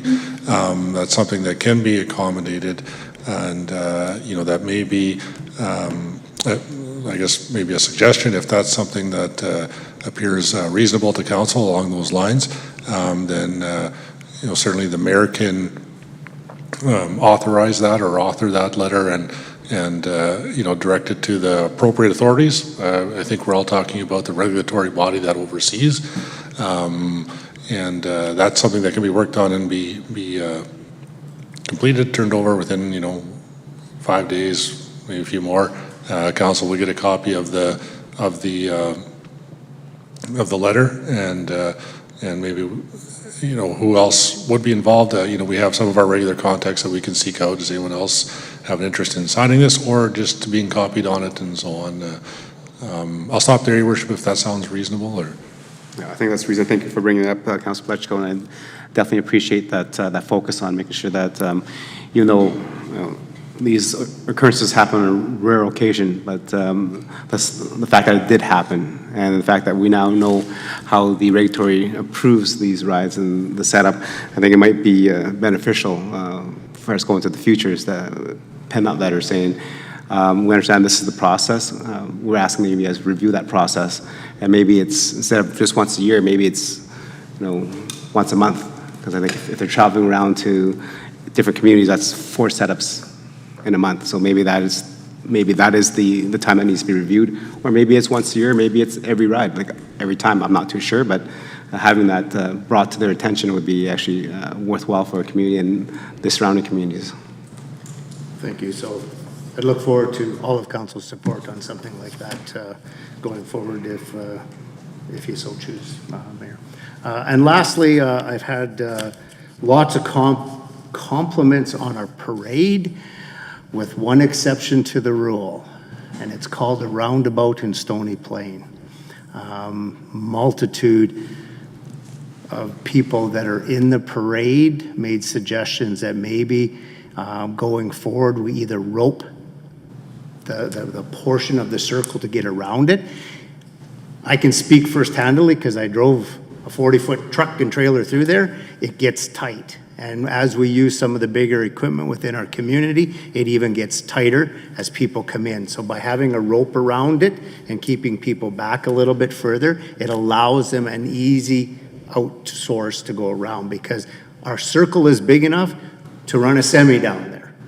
But when it's the parade day, we get crowded because everybody wants to be around it. And I know it's an exciting thing. We built it so people could be on it and stuff like that. But that particular day, it gets to be really, really tight.